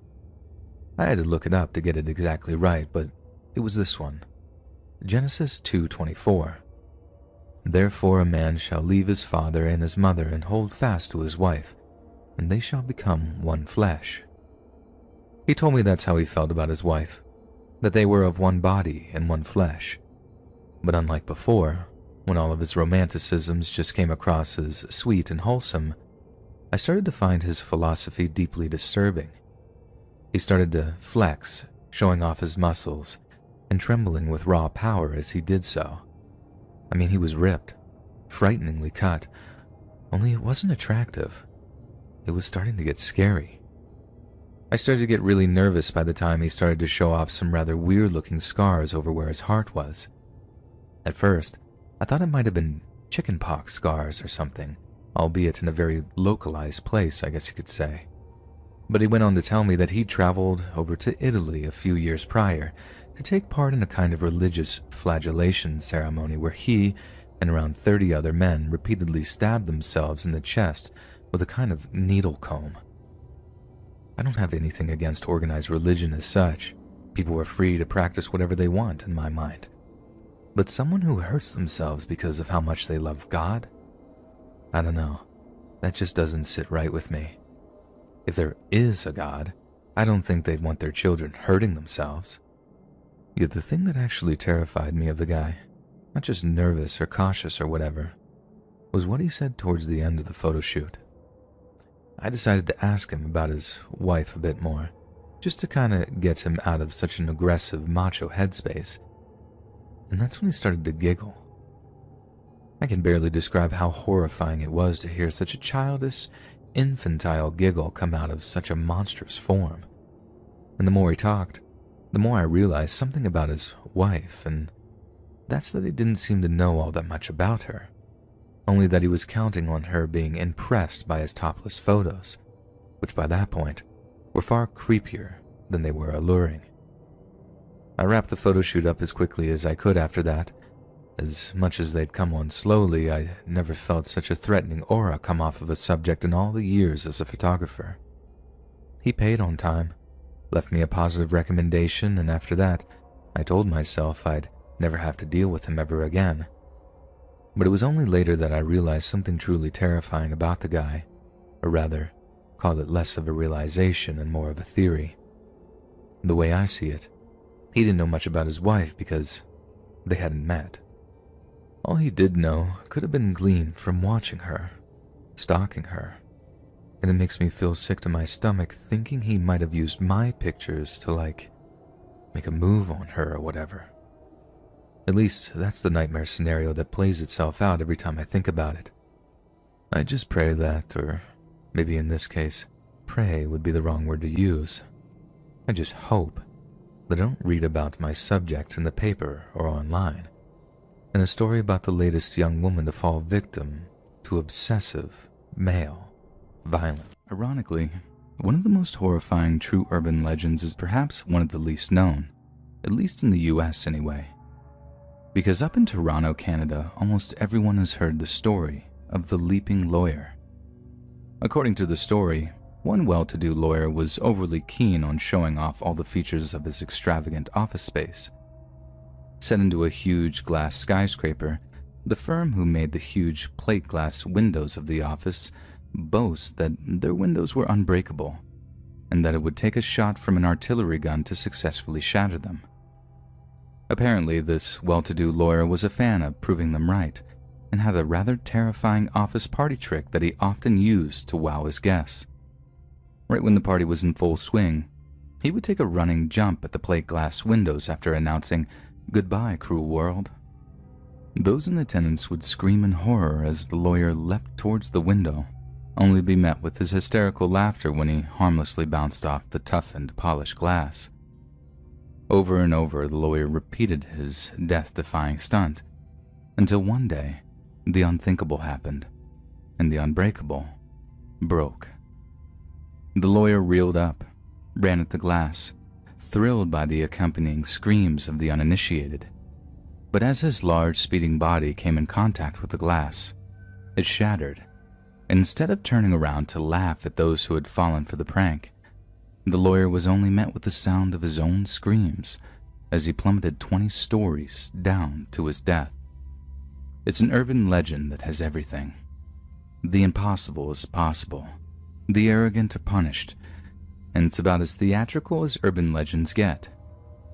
Yet perhaps the real horror only comes when we learn that the entire story is completely and utterly true. After completing an engineering degree before attending law school, Gary Hoy took a job practicing corporate and securities law in the eastern Canadian city of Toronto. He worked for a firm known as Holden Day Wilson, a law firm located on the 24th floor of the Toronto Dominion Centre. Then, on July 9, 1993, Hoy happened to notice someone giving a tour of the office to a group of articling students from a nearby university. Like he had done many times before, he attempted to demonstrate the strength of the structure's window glass by slamming himself into a window. So, in order to give the students a good fright, Hoy took his usual run-up and slammed into the plate glass. This is where the urban legend differs from the true story, as it turns out the glass was indeed unbreakable and remained unshattered even on the day of Hoy's death. Instead, some rusty old screws, tired of Hoy's continual abuses, simply dislodged and allowed the window pane to slip out of place. Right there, in front of the completely unsuspecting students, Gary Hoy screamed as he slipped through the gap in the floor and the window, plummeting 24 stories to his death. The building's structural engineer Bob Greer was contacted by the Toronto Star for comment. When he learned of Hoy's folly, he was quoted as saying, "I don't know of a single building code in the entire world that would allow a 160-pound man to run up against a window like that. He must have been out of his freaking mind." In another interview, the glass company who made the panes was quick to state that the windows didn't actually break. "We just want to make that clear. It popped out of its frame. That's what caused Mr. Hoy to fall. Shoddy workmanship, not our product." Holden Day Wilson never recovered from Hoy's death, and it was definitely one of the factors that contributed to the firm's eventual closure less than 3 years later. At the time, it was the largest law firm closure in Canadian history, but national newspapers seemed to forget that Hoy's death even occurred. The firm's closure was blamed on mismanagement and financial discrepancies, and the fact that Gary's ghost had haunted all those that had witnessed his death was totally ignored. Maybe that's because the story became so frequently mentioned in fictional media, referenced so heavily on TV and in film, that people just assured it was the fabrication of some overly imaginative writer. And we can understand why. The tale is truly a horrifying one, something we'd rather tell ourselves didn't happen, rather than facing the bone-chilling truth that a man really did end up taking his own life, all because of a dumb prank. When I was a child, my father always told me to stay away from the men in suits that stood by the local restaurant across the street. My father told me to stay an honest man and to never associate myself with those men. They were bad apples and people who would destroy lives of other innocent people. My father was an honest man who made an honest living. He owned a grocery store in Chinatown. Even though we lived in an Italian neighborhood, he had the store in Chinatown. He never wanted to be associated with anything the people in this neighborhood was doing. He always told me, Look at the Chinese. They work hard and they try to be as honest as possible. You gotta be like them. You have to work hard. If you want things, you have to work for them. No doubt there. Work and be better. He always lectured me over hard work and things like that, and I always believed it. He once took me to the Chinatown on their New Year, and I was sure very impressed by everything they put on there. But as soon as I got back to my neighborhood, I couldn't help but shake the feeling of home. He might not have felt like home in our neighborhood, but I always did, and I was friends with everyone, and everyone were pretty great to me. It was a great neighborhood regardless of what my father believed. I was pretty much involved in my neighborhood and often had crossed paths with the guys in the suit. They were not as bad as father told them to be. They were pretty decent guys. Always spotted us $1 when we were playing nearby. We were having our game when one of the boys came in and spotted us $1 to go play at the 4th and corner. And then, when we were at the 4th and corner, we heard some shots that came from the old place where we used to play. And then we would just ignore the shots and kept moving. Things were not as plain as they thought they were. As a child, you are unaware of things like that, and you overlook all the things that are not according to the standards of a child. But then as you grow up and are on the verge of growing up, you realize that things are pretty different than we make them to be as a child. I grew up realizing those men to be the part of the mafia. That was enough for me to realize that things are not as simple as they look out to be. And turns out, my father was right about the whole thing, and being the honest man he was, I grew up to follow a similar path, but differently. I became the FBI officer and worked in the organized crime division, where it was me, and soon I was headed to become the in charge of taking care of the organized crime division, and it was something that I was very excited about. Because I grew up around these very characters that were now described away in my files, and it was something that excited me very much. I handled the Chinatown cases where the FBI agents and their families were kidnapped in order to charge the orders. The Huang family had power over the president, and my team and I pinned him decades later for that. Was the very reason that I had the rep in the FBI. It was then that I was handed the case of Giovanni's. Their family had been running up the business in the neighborhood for way too long, but it was something that was personal to me, and all of the things that my father said about these men were true. And seeing the guys up and running all these businesses and pretending to be good in their suits was something that I ignored when I was a child, and it was meant to be like that.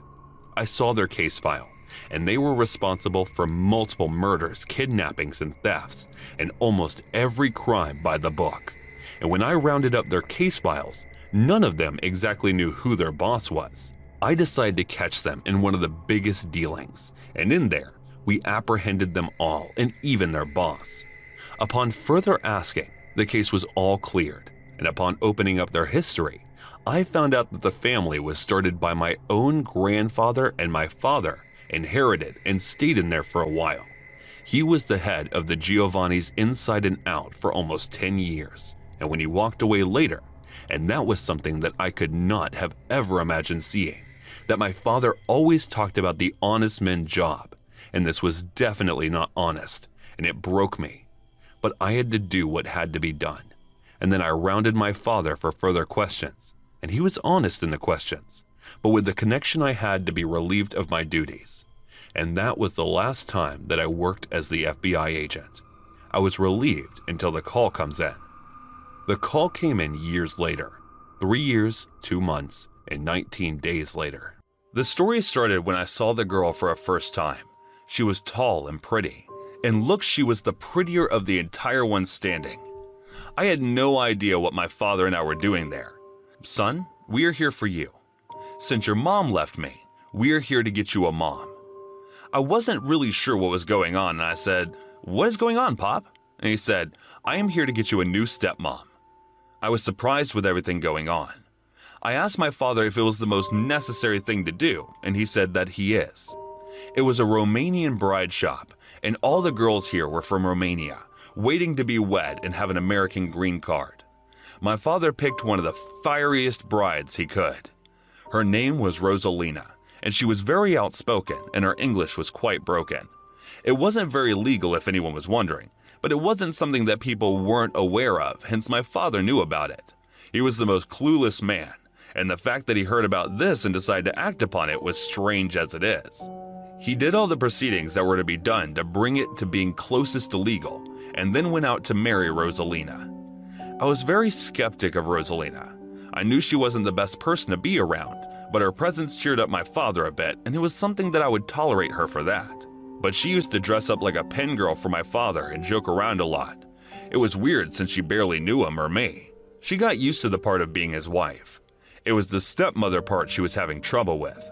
She was way younger than my father, but I guess the father issue she might have been clouded the judgment, but since she was only merely 10 to 15 years older than me, the stepmother part was something she wasn't getting used to and would often forget that boundary. Even though I made sure every single time to remind her of the boundary that she's so much pretty, much leaning on to cross every time. Even though my father was a great guy to her, there were just some things that he just wouldn't understand, and there I would come in to help her. I guess I was the only friend she had in that place, and then one day, while from her regular visit from the market she got back, she had a bruise in her eye, and she looked awfully pale and scared of everything happening in the moment. She came back all teary-eyed and told me what happened.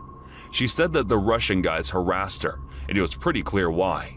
She said that she knew them back from Europe, and her ex-husband rolls with them. She asked for my help, and I told her there's nothing I can do. And it was true, too. I cannot go on and be rivals with Russian mobsters. I gotta care about my neck. But she insisted on me doing something, so I decided to have a civilized talk with them, even though I was certain that there is a good chance that I might end up face down in the alleyway of Brooklyn somewhere. Few days later, I decided to head to Sergei's cleaner shop. I asked the man where to have a conversation with Sergei. At first he refused and said, "I don't know any Sergei." And then I replied, "Come on man, we're just two guys talking." I knew the game, and I knew what I was getting into, but I had to do it for the sake of my father and the stepmother, so I put in the theatrics I needed. The guy looked at me with the stern look, and I did back, and minutes later, he opened the coat drawer and let me in. There on the other side, I found myself in the club where a bunch of big muscular Russians were playing cards. "Hey, which one of you is Sergei?" I asked, and they all replied in sync, "I am." "Yeah, sure, play a wise guy and drop the biggest deal lead you will ever get in your life," I replied. One of the broodiest tall Russian guys stood up and said in his deep-pitched voice, "I am Sergei. What do you want?" And I replied, "Just plain and simple trade. You do something for me, and I do something for you." I was playing a very confident Italian, and things were strenuous initially. Then Sergei walked out to the gambling room and took me to an exclusive office. "Talk, Mussolini. What do you trade in?" said the grumpy Russian. I looked at him for a bit, contemplating all different ways that he can kill me. And then I said, "I trade in you doing me one solid, and I give you lead that will make you the biggest merchant on this island." He looked at me with disapproval and said, "I don't want to be a merchant, too much work. I would continue being the crook I am." And then I said, "Don't you worry, it's the same thing." He looked at me and asked, "How much are we talking here?" And I said, "Enough for you to buy a machine to count it." He asked, "What is the solid one that you want?" And then I showed him a picture of Rosalina, and he looked at me and asked, "What about her?" And I said, "Tell your men to leave her alone now and forever." And I started writing an address of the port in the New York where all the shipment arrives, and I told him, "Be by the dock at 9. The shipment will crack in at 9, and Boys in the Blue would be at 9:30. You have the 30-minute window to swipe the place clean." And then as I was leaving, he said, "All right, you got yourself a deal. Your lead works. You never hear from us. But if it doesn't work, you will hear from us." As I started walking away, I wasn't sure what I was expecting. I sure just went through hell for my stepmom. I wasn't really sure if it would work, but as I did exit, I had a real sense of fear that crippled my whole spine. I messed with the wrong tiger. I am overconfident and I barked the wrong tree. I wasn't made for this. As I got out, I straight away went to meet my stepmom and I told her that I talked to Sergei. She was scared for me and I told her not to worry. And then few days in, I finally got the news. The Russian mob was apprehended. Well before going to confront Sergei, 3 guys got me into the truck and wired me. And yeah, I played the rat in the conversation and got evidence against Sergi. And then in return, through my tip, Sergi was apprehended red-handed. Good riddance. Hey guys, thanks so much for all the support. If you haven't subscribed to the channel yet, please feel free to do so. This is probably going to turn out less of a story and more like a confession. Only my ex-missus and a few close mates know about what I'm about to tell you. Otherwise, you'd never guess it just from looking at me. You'd think I was some balding, church-going Middle Englander whose pulse had never risen about 70 beats per minute. But for about 6 months back in the mid-1980s, I led quite a different life from the one I have now. You see, I just married my then-girlfriend, and we were in the process of starting up a little family. And right when she was 3 months pregnant, Margaret Thatcher's Tory government decided to throw a spanner in the works. I lost my job. I was on the dole. I had a baby on the way, and it was looking like we were going to lose the house.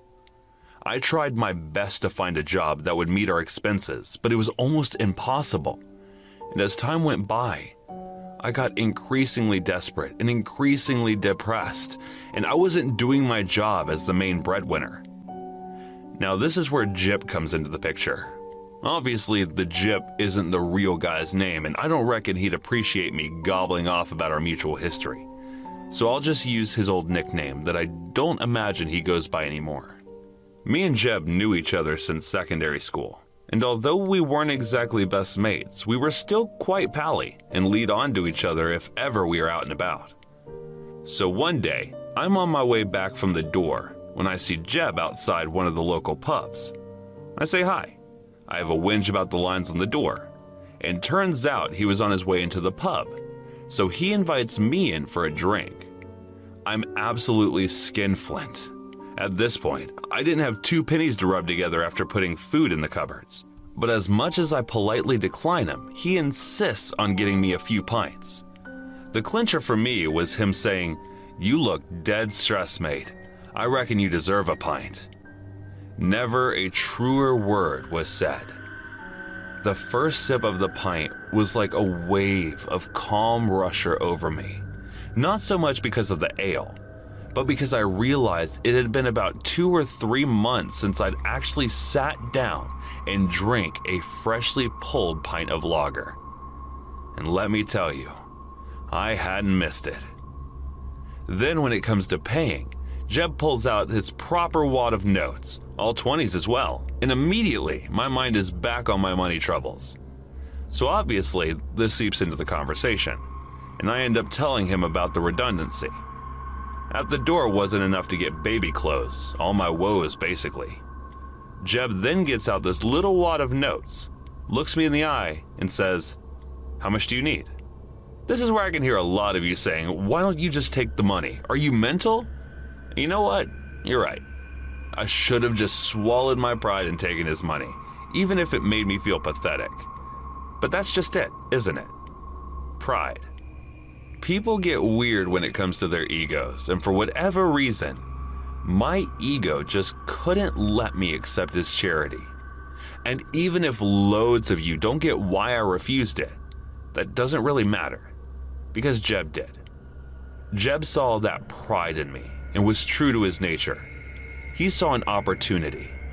You see, Jeb came in to remind me of an old war film my dad used to watch whenever it was on the telly. It's about this American prisoner in a Japanese prisoner of war camp who basically ends up running the place because he smuggles in whatever contraband people want. He gives people what they want, and in turn, he uses that to manipulate them. This bloke ends up with the name King Rat. And let me tell you, Jeb was King Rat. So instead of just offering me money, he offered me a job. He said he'd pay me £300 to pick up a car for him. Only trouble was that he bought the car from a bloke in Bristol, so that meant getting the train down there so I could drive it back. For reference, £300 was a lot of money for what he was asking me to do, which amounted to maybe half a day's work at the most. I knew that there was a catch, that the car might be in a bad neck or, God forbid, it might be stolen.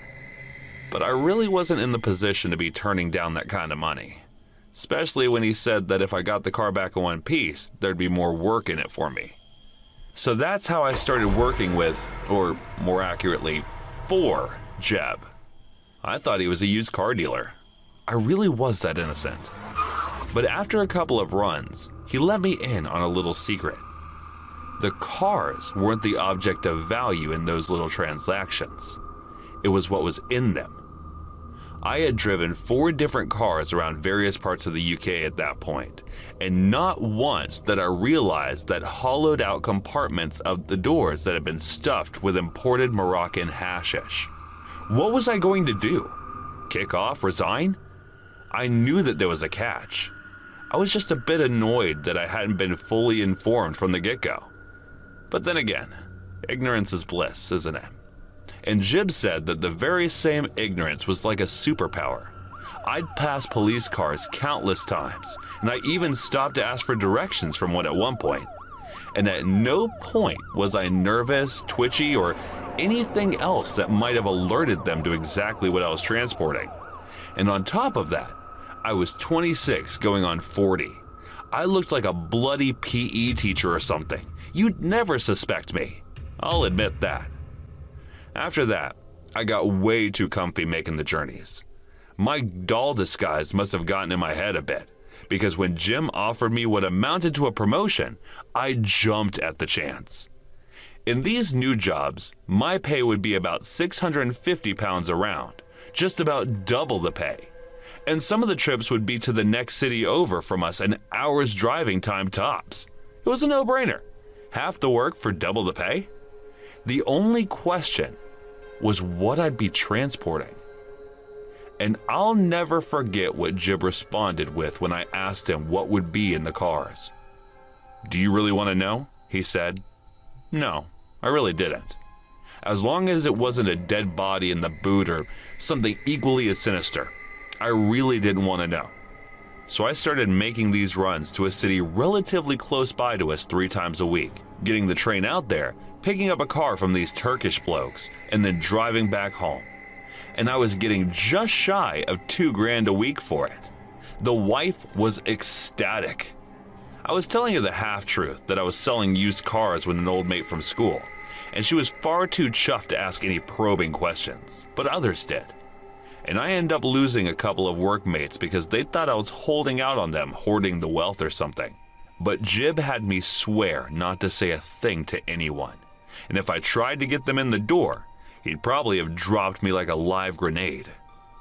For 3 months, I worked that job, and the whole time, the cash was just rolling in. There was only ever one close call when a traffic cop on a motorbike pulled me over for having a faulty brake light. When I brought it up with Jim, he assured me that every car would undergo a full mod before I ever touched it. After that, there were no problems. Actually, got quite pally with the Turkish blokes. I picked the cars up from 2. They ran a little restaurant/cafe type thing, and I used to pick the cars up from the delivery entrance around the back. The blokes will be sitting around this little table, chain-smoking cigars and drinking this muddy-looking coffee. They'd say hello, shake my hand, and sometimes offer me a coffee or one of their little syrupy pastries. Sometimes I'd partake, but mostly not. Then I'd take the keys off them, get in the car, and bugger off back home. Every single time the restaurant would be buzzing, the shutters at the back would be open. It was a seamless transition of goods, very subtle. That is right in plain sight. There was never any fuss, never any danger. It was always the same routine. This is why when I turned up at the Turkish place one Friday night and the place was closed, my spider senses started to tingle. I go around the back to see the shutters down, but it's not like I could have just said, "Oh well, it's closed, I have to just get the train home." There was a lot of money at stake. It's not like it could have just gone back empty-handed. People have been killed for losing smaller amounts of drugs than that. It's just assumed you've stolen it. So I walk up to the shutters, and I can hear someone talking on the other side. Brilliant, I think. The meeting is still on. So I give the shutters a few knocks and wait for them to be open. As soon as I knock, the voices go quiet. And then, no one opens the shutters either. Again, my spidey senses are tingling, and I take it upon myself to announce who it is just in case they think I'm the police or something. As soon as I do, I hear someone fiddling with the shutters. Then they start to slide open before stopping at about 2 feet. Again, very weird, and it's just silent on the other side. I call up hello quite softly using one of the Turkish bloke's names. All I hear is, "Come in," from the other side. So doing as I'm asked, I crouch down to crawl under the shutter. Then, just as I emerge on the other side, someone kicks me in the face so hard it makes my ears ring. All I can hear as I pick myself up is, "Get on your front, lay down on your front," before someone starts kneeling in the back of my back. It's the police. I remember thinking, you absolute chucklehead, you've gone and got yourself caught red-handed. I thought to myself, only when they didn't handcuff me. Instead, they'd started to dye my hands with something that I'd later learned was a kind of industrial strength sticky tape. My bell had been well and truly rang, but even in my punch-drunk haze, it hit me that there was something wrong with the situation. And unless he was some undercover bloke forced to carry tape instead of handcuffs or whatever, I might be in a lot more trouble than I first anticipated. Once my wrists, mouth, and ankles are taped up, the bloke then drags me to a corner of the stockroom where I find he tied up and gagged the 4 Turkish blokes. Each of them had the absolute senses beaten out of them. My heart racing as I get to thinking that I'm about to get the same treatment. But instead, he seems to just ignore me and resumes some kind of speech he must have been giving the Turkish blokes. And that's when it slowly became clear who it was. It wasn't the police. It wasn't even some other gang or drug dealers with some axe to grind. It was a vigilante. I won't repeat exactly what he said. It was quite a long, drawn-out, and terrifying affair, and I think every third word would be the F word. And this is about to get obscene as it is. So I'll just sum it up. And what he said, what he kept referencing, was someone who died. I thought the Turks might have killed someone, and in a matter of speaking, I suppose they did. Because the bloke then LEDs on that it was his daughter that had died from heroin use, possibly having an overdose. But it could have been some other complication resulting from her addiction he never specified. Then at one point, he started ranting about how you sell it, but you don't use it. And I suddenly see that there are these big cling-filmed wrap packages on the table. The bloke must have arrived before they'd loaded the car up, and maybe even before the staff had arrived for the evening service. And all the evidence he needed that they'd sold heroin was right there for all to see. God knows how he found them, but he had. And for a long, it didn't look like any of us were going to get out of there alive. The first thing he did was start cutting open some of the packages while he was on his salad, but don't use it, rat. Then he starts trying to shovel it up some of the bloke's nose, working his way around, until he actually tried doing it to me too. I thought I'd had it, have some well-timed exhale and clean my nostrils out as he moved back onto the other blokes in a frenzy the whole time. I am just terrified. He's going to start using the knife in his hand, and that we're just seconds away from being slaughtered like sheep. But instead, he starts cutting the package wide open and dumping the contents all over us. He goes back for another and dumps the one on us, ranting and raving the whole time about how we're going to regret the day we're born. I just kept picturing the little girl I never get to see grow up. My ex-missus was less than a month from her due date, and the thought of her getting the news had been murdered was all I could think about. Not only that, but her finding out where I'd been getting the money from, that's what really got me the shame she'd feel, and the secret she'd have to keep from our daughter. I started to well up.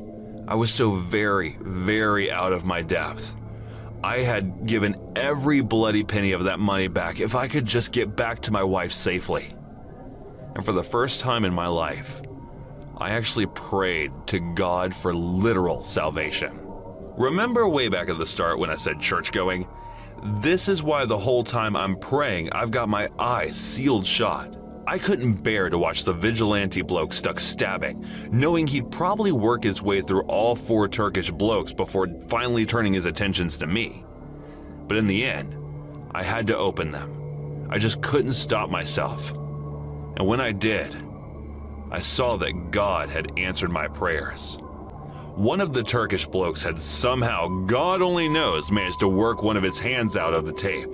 To this day, the only way I can see him managing it is if he was cursed or blessed with being extremely sweaty. But either way, I just watched as a vigilante turns his back on us to fetch another package before the Turkish bloke just launches himself at him. I didn't really get a good look at what followed. It just looked like a lot of squirming arms and legs from where I was lying. Soundtracked by this man, a cacophony of grunts and Turkish swear words. But eventually, the vigilante fella goes limp, and the Turkish fella rolls off of him and crawls over to cut us free.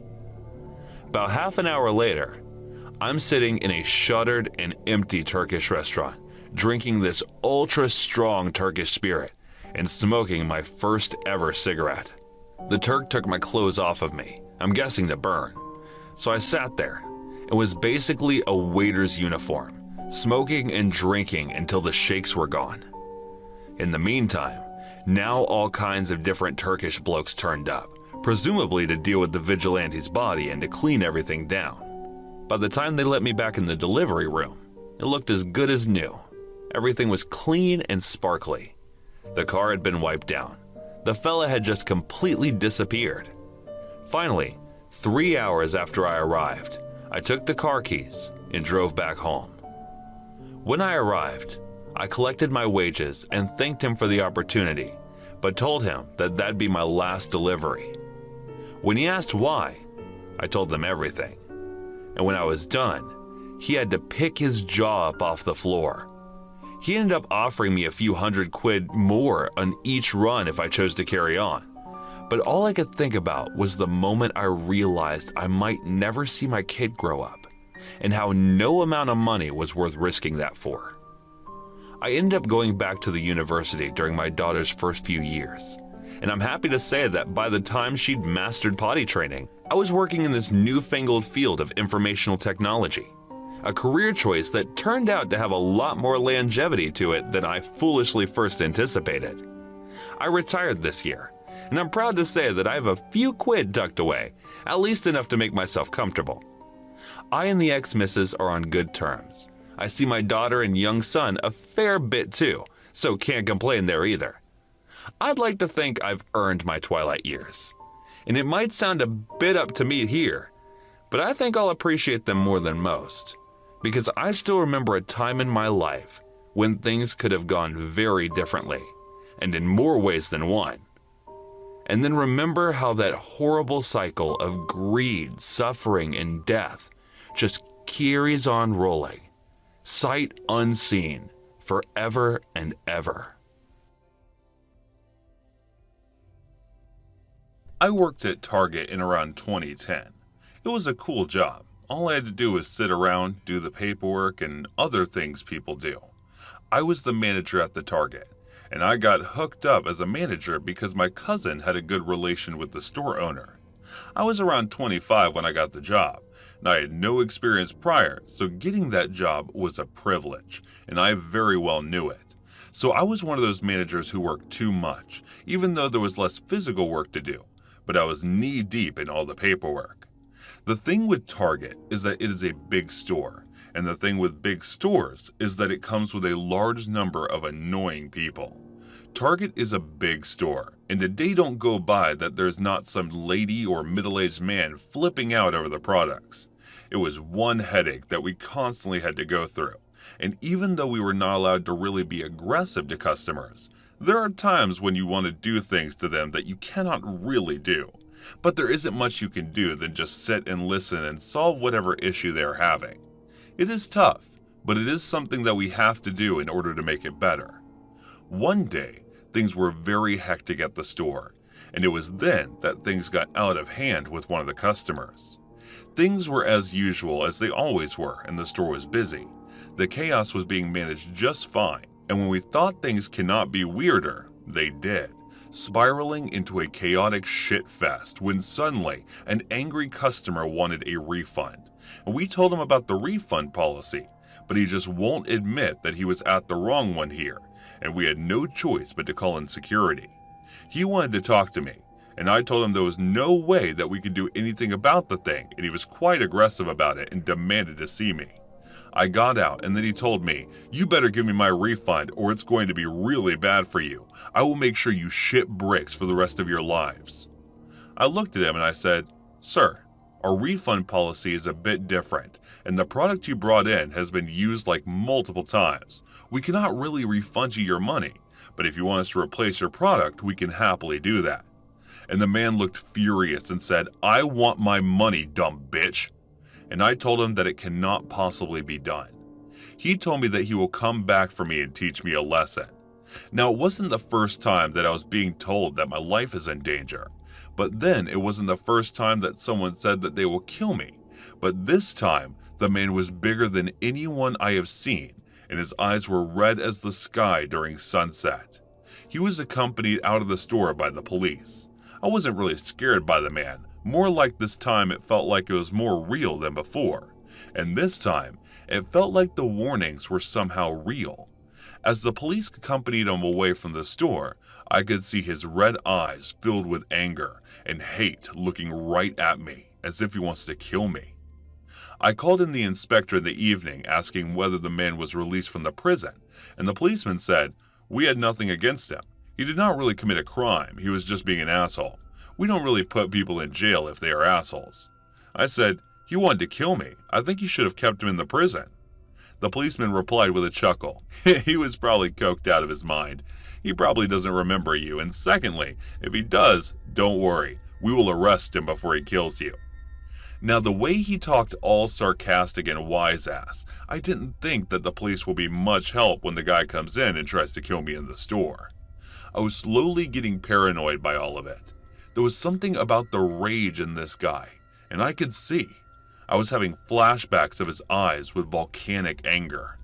I was scared for my life. Moreover, I was scared, what if he finds out where I live? It will be so much easier for him to just come in and strangle me while I was vulnerable.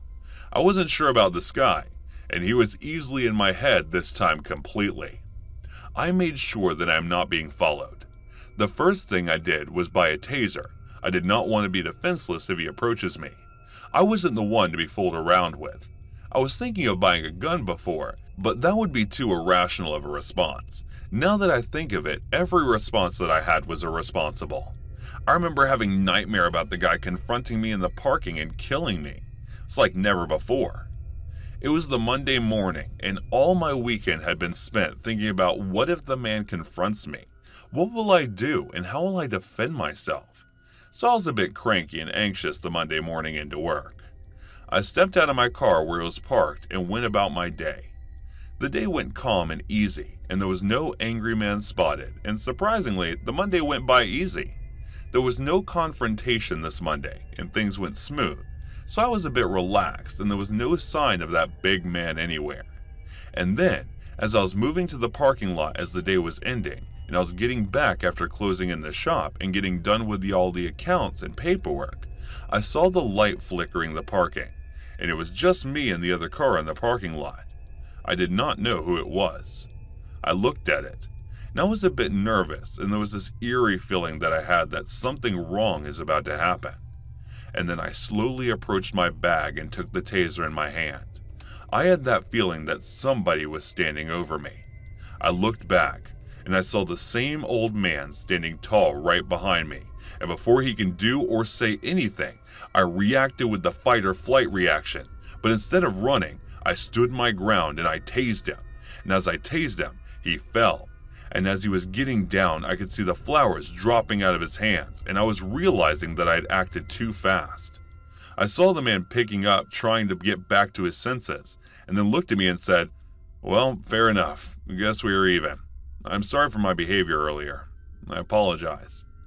and then handed me the flower and told me to give it to the staff. And I asked him if he's alright and apologized for tasing him. Well, good thing I am not worried about him killing me anymore, for he knows that the tables can turn on him too. I had an exceptionally upsetting incident on my third job house sitting. To help you understand why it affected me so much, I should probably tell you about myself. I grew up in a single-parent home. My mom has always been a loving and understanding parent, but I think she felt pressure to find a new husband. My dad left us soon after I was born. She began dating almost immediately. This pressure caused her to make a lot of bad choices. She did the bar scene, constantly bringing home a new man. A few would stay, but not for long. She never seemed to understand that you don't find a husband in a place like that. Every relationship inevitably broke down into arguments and fighting, and on more than one occasion, the fights got physical on both sides. My mom's love of wine did a lot to inflame tensions. And because of this constant state of chaos, I became a people pleaser and hated confrontation. It's the big reason behind my panic attacks. I've worked a lot on my assertiveness, but I sometimes fall back into my old habits. My story starts in 2015. I was bouncing from job to job. I've been having a hard time finding something in my degree field. A friend had recently become a house sitter and made it sound fun. She made it sound like a permanent vacation, and I desperately needed one of those. She gave me a quick course on the ins and outs of the job and helped me land my first client. I was a ball of nerves, but I got through it. The second client went much smoother. It would be the third that would make me think twice about doing this long term. It was now mid-2016. I answered an ad asking for someone to sit a house a few hours away. This would be my first long-distance gig, and I didn't want to mess it up. I made a list of questions and showed them to my friend. She suggested a few changes, and I called the number. The homeowner and I made an appointment for me to view the property. I quickly made arrangements and drove up to meet him. He was a businessman, needing to leave town on short notice. My job would be to accept packages and mail, but most importantly, look after his dog. The dog's name was Bart. He was a St. Bernard mix, and when we first met, he didn't appear very interested in anything. He sniffed me once and returned to his bed. It all seemed simple enough. I asked a few questions, and at the end of the appointment, we both decided that I'd be perfect for the job. I checked into my hotel for the night and returned the following morning. My stay would be for 3 full nights, and I was looking forward to relaxing and maybe even playing with Bart. That afternoon, I tried to do just that. Bart wasn't interested, though. Instead, we lounged together on the patio. It was a beautiful sunny day. The slow, cool breeze in the shade made it feel like paradise. The home's slightly remote location allowed for a wonderfully peaceful environment. I felt calmer than I had in a very long time. Bart and I took a brief nap before going back inside for dinner.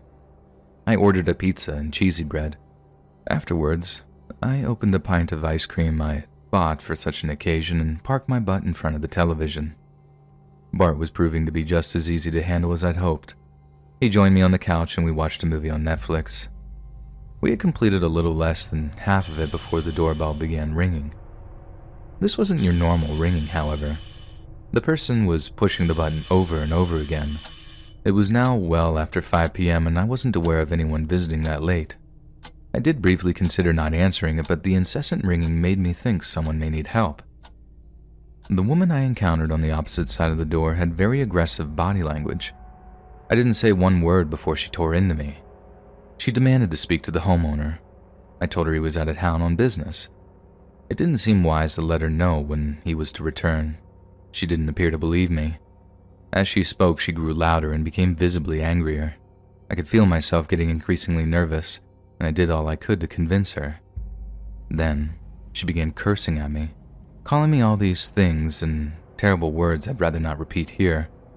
She had convinced herself that I was the homeowner's new girlfriend. I hadn't noticed until just then, but Bart had walked up behind me. As he became more enraged, he grew more aggressive. The scene quickly became a cacophony of yelling and barking.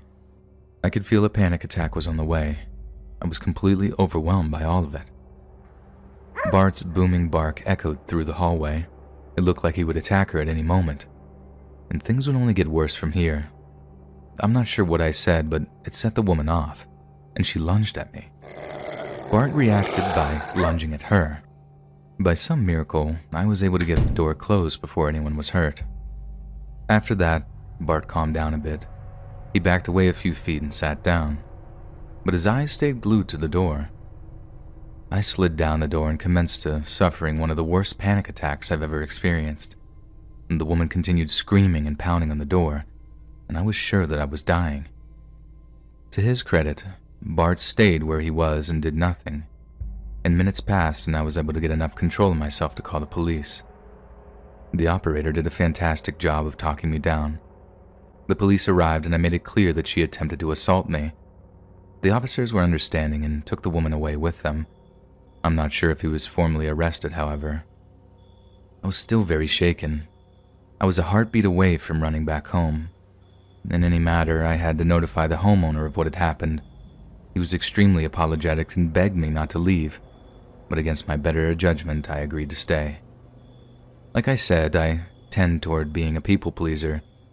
Admittedly, leaving Bart alone after he tried to protect me would have been cruel. We finally agreed that my fee would be doubled. It did feel like extortion, and I knew it may affect my reputation, but I'd already decided this would be my last sitting job, so I accepted. I'd need all the money I could get until I found a new job anyway. The next 2 nights were calm and quiet. Bart stayed by my side the entire time. It made leaving that much harder.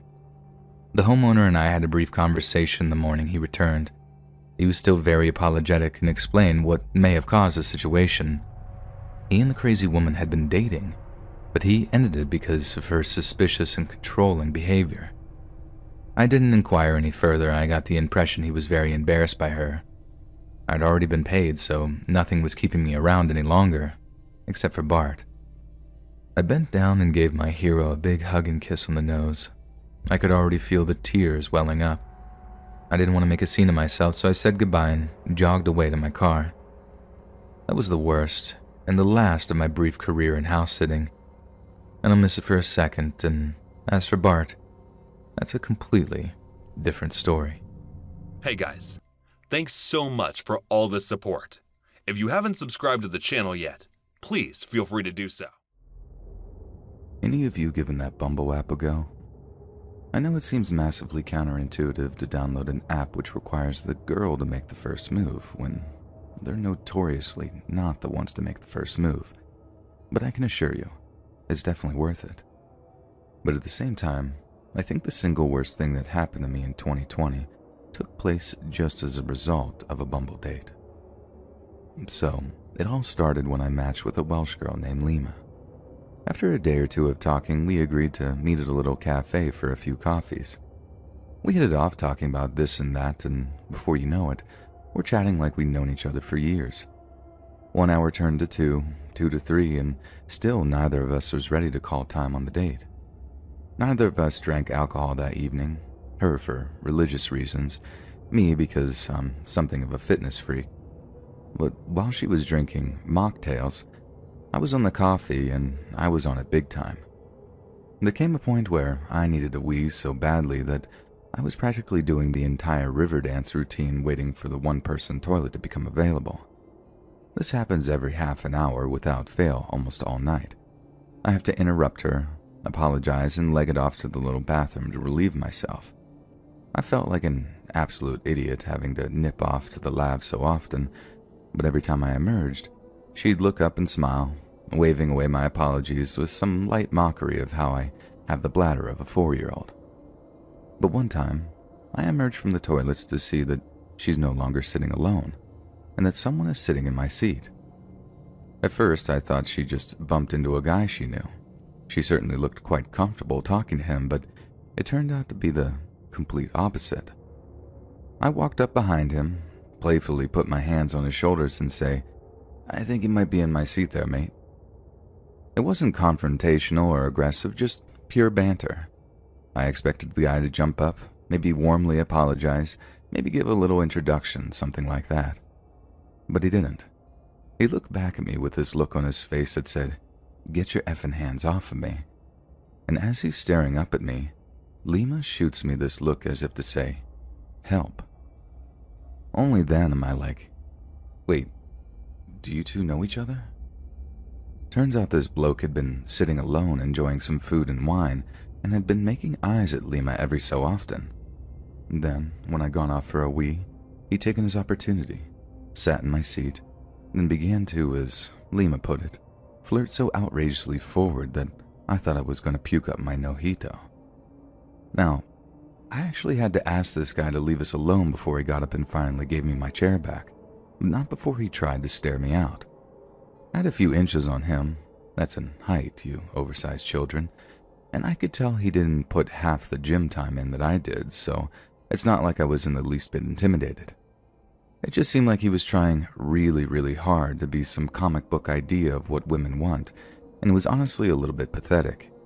He looked completely and utterly harmless, like a chocolate pistol.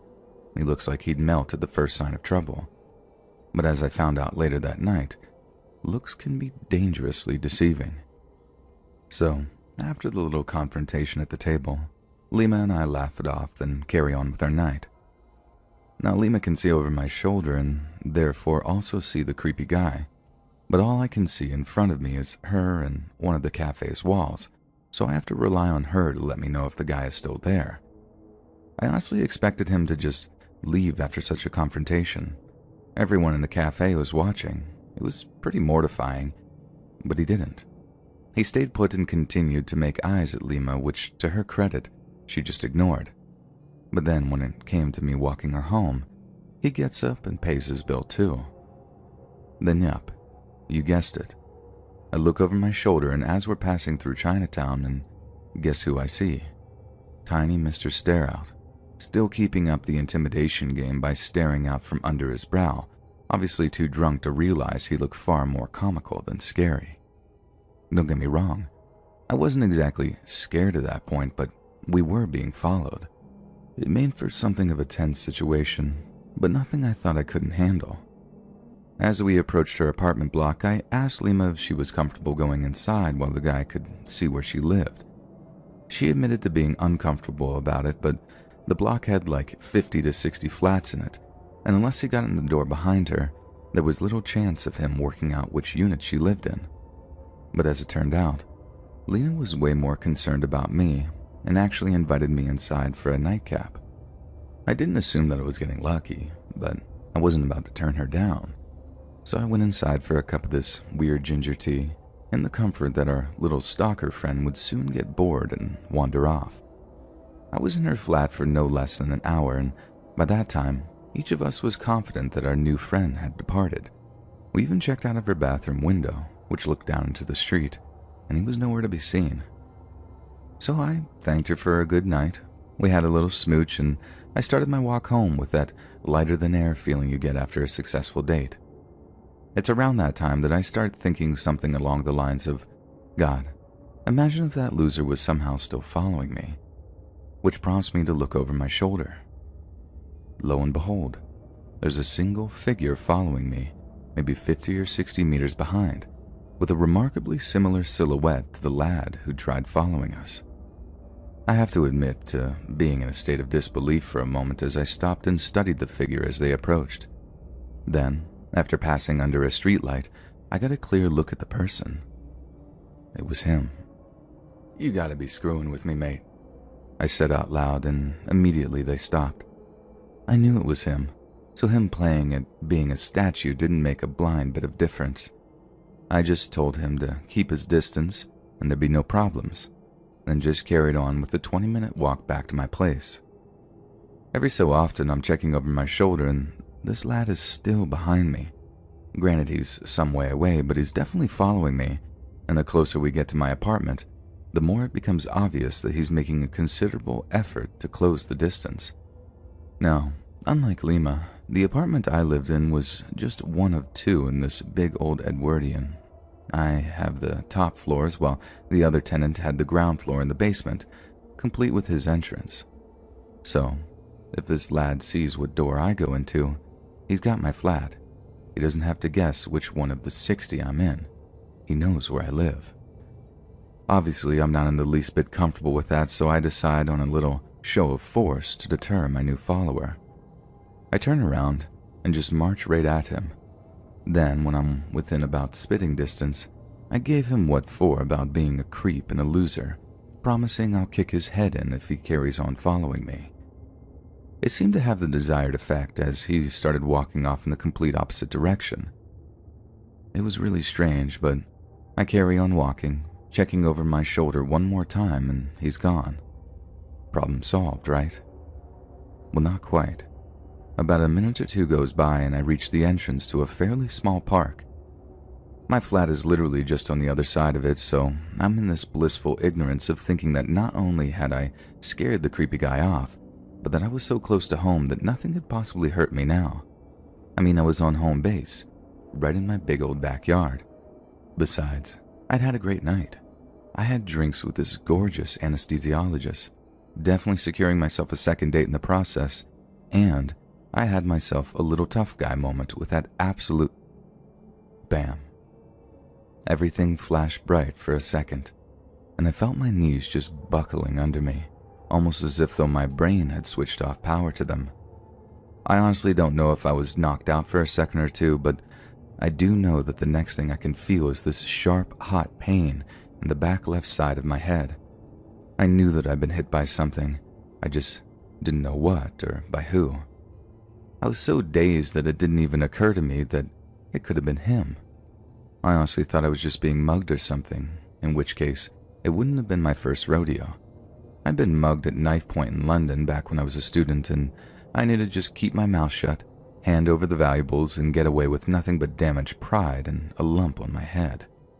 So, the only thing I do before trying to find my feet is to toss out my wallet and phone onto the concrete and just be like, just take it and F off. I heard someone wheeze a laugh, probably at how pathetic I looked. But when they spoke, I knew exactly who it was.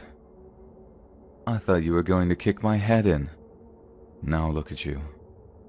Whack. It kicked me so hard in the side of the head that I thought my orbital socket might be broken. And in between worrying that I'd end up losing my eye if they kicked me again, it dawned on me the little tow rag who'd been following me had somehow found a way to cut me off and ambush me. And it became quite obvious that I was in much, much more trouble than I'd first anticipated. The phone and wallet weren't going to cut it. I needed to get on my feet, and fast. It didn't matter that I was taller and stronger, maybe even faster than this guy. He had the upper hand, and let me tell you, it was not a nice feeling. The force of the kick set me off balance, but I tried to use the momentum to find my feet. If I was drunk, I'd have been utterly screwed, but since I was sober, I did actually manage to get both feet on the ground before trying to bring myself upright. But nope. Another kick hits me right in the corner of the mouth, and I was sent flying backwards again. This time, not only is my mouth filling up with blood, but I can feel the teeth on the left-hand side of my mouth grinding together where the kick had chipped a few of them. It sent my skin crawling as I spat the blood out. I put my hand out and felt something cold and metallic, a fence on which I was once again trying to pull myself up. But again, right as I was about to find my feet, the guy attacked. Only this time, he didn't strike me. He wrapped one arm around my neck and held something cold and sharp over my right eye. I'm not sure if it was a knife or a piece of glass or whatever, but I think that was the single most terrifying moment of my life, thinking, well, I'm going to be blind now, and hoping I'll be able to buck him off before he goes for my throat or something. Only he didn't cut me. Instead, he hissed something right into my ear. Let's just say brevity wasn't his strong suit, and I'd rather not type out the actual exchange, but it was as gloating, vicious, and vile as you can imagine, with plenty of references to the date I'd been on that evening. I didn't beg. I didn't cry. I just waited for whatever was going to happen. But thank God he must have seen sense or something. He made some comment about me only being alive the next day because he'd let me live. After that, he gave me one more good punch to the side of the face. Then all I heard was the sound of trainers hitting concrete as he legged it. I spent the next few minutes spitting out blood as I tried to find my phone. I think he'd either stamped on it or I'd maybe tossed it with a little too much force because the screen was smashed into bits.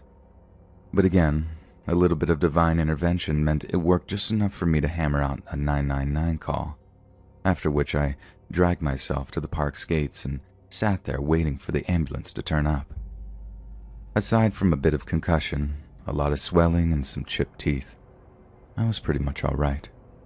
There was no skull fracture, no broken orbital socket, nothing like that, although I'd been lucky to say the least.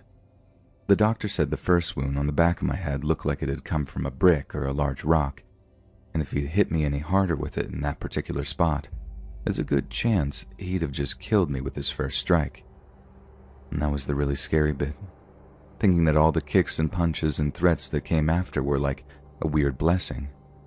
I was still alive, when in some timelines, I would be checking in for the big sleep. I was angry about it for a long, long time, and I'd be a liar if I said I didn't let that attack change my behavior for the worse for a while. Seeing the guy getting 6 years for assault and grievous bodily harm really helped things, but still, that wasn't enough for me on some level, and it took me a while to acquiesce. Me and Lima carried on dating for a few months, which was lovely, but she had to move away for work, so obviously we had to call time on it. And the 4 trips to the dentist were terrible, as they basically had to file and cap my teeth one at a time, and that was definitely the worst part. How 5 minutes turned into an ordeal that lasted months of court dates and dental appointments. That's my one big takeaway from the whole thing, really. How one little misunderstanding can have terrifyingly far-reaching consequences. 10 years ago, I was in the Army, stationed at Fort Benning in Georgia. In Georgia, there can be a load of completely random thunderstorms in the summer. They really do just come out of nowhere. The sky can be blue and sunny with barely a single cloud in the sky, and then 20 minutes later, you would think you're in the worst storm of your life. When these storms approach, the base would issue lightning warnings. They would blow their air sirens, and all personnel on the base were supposed to get inside for safety. We were out in the field doing some pre-deployment tasks, and were heading in to get cover. As we were in the middle of doing that, a soldier about 50 meters away all of a sudden got struck by lightning. It was hands down one of the most disturbing things I'd ever seen. To watch a man, a human being, just get slaughtered by something no one had control over within milliseconds. He had a family too, and he was a good dad and husband, which just made it even worse. After the fact, I wasn't aware the effects of getting struck by lightning could vary. Many people actually survive with some degrees of burns and scars. Not him. He was completely turned inside out and unrecognizable.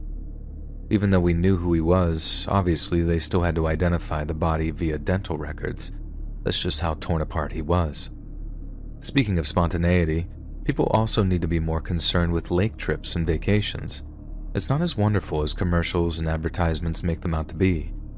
People need to remember that anything can happen at any time, on any day, and sometimes for seemingly no reason at all. It's just fate, I guess. For example, I used to work at this park with a lake as a main attraction. One day it was really peaceful out in the lake. The park wasn't packed, which was surprising. And then boom, all of a sudden, a dude drowned after falling out of his paddle boat. The death itself was already horrible, but what made it even more morbid was that he was there with a school group for their last summer vacation, along with his family too. So I experienced not only a dead body, but also ended up seeing young children coming to grips with human death for the first time. One of the friends of the deceased tried to fight with the park rangers because he thought they didn't try hard enough. To be fair, they tried the best they could, and the friend had to be dragged away by police. Another girl had told the deceased to wear a life jacket, which he didn't, and ended up blaming herself for not pressing the issue hard enough. One of the guys who ran the boat's rental heroically dove into the lake to pull up a girl who was also without a life jacket that was in the boat with the deceased when they fell, and he no doubt saved her life. When the family of the deceased finally saw the confirmation of the body, they almost immediately began wailing and howling in remorse, forming a tight circle to provide some measure of support. A crowd had gathered to watch the police fish the poor guy out of the lake, then A fight broke out because someone was smoking and another took offense. There really isn't an end to the story. They took his body out of the lake and then everyone reacted in whatever ways their brain enforced. Anger, dread, and grief, when it was supposed to be simply some kid's classroom's last day of school before their big summer break. I come from a remote island called Rendova, located in the Solomon Islands, and have since moved overseas, hence access to the internet. Across from our island is another island called Tetepare. The story of Tetepare is really interesting, because it was abandoned completely by the inhabitants a few centuries ago. Just like the villagers fled the island to come to neighboring islands, such as my own, and here we are a few centuries later. Because of the lack of humans on the island, it is known for its biodiversity, and few researchers come every now and again to have a look. If you're looking for cool remote places to travel after the pandemic, I highly recommend it. The interesting part of Tetepare for me was, why did everyone just leave? If you were a villager back in the day, it would have been a great place to live. Volcanic soil to grow crops, an abundance of fresh water, animals that were easy to hunt. But the official story told is there was a great sick, and people were dropping like flies left and right. So the villagers fled to get away from the sick. However, the island is known for being so very big. Realistically, if you wanted to get away from others, it wouldn't have been too hard, because you could be self-sufficient on other parts of the island. The story told to me growing up is a bit different though. Back in those days, we loved to fight. A war canoe from my island, Rendova, arrived on Tetepare to fight. However, upon arrival, they were met with numerous unburied dead bodies. All the large canoes that belonged to the Tetepare people were gone.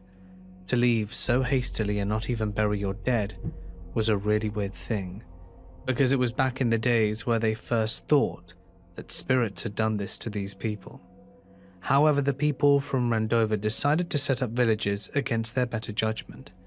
In due time, they also fled because the spirits that had decimated the population of Tetepare apparently attacked the newly set up villages there.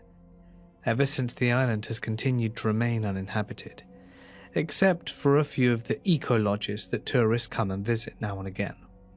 Now in present day, we go to Tetepare to maybe have a picnic or go hunting. We are, however, extremely cautious, because it is believed the island is still extremely wild, and because of the lack of humans, spirits run amok on the island. I have some weird stories about going hunting there too, and I think it's time to tell you them. The island is said to be wild because no churches have been built on it yet. For this reason, it is alleged that spirits still roam free. Ever since I was small, we went hunting on Tetepare.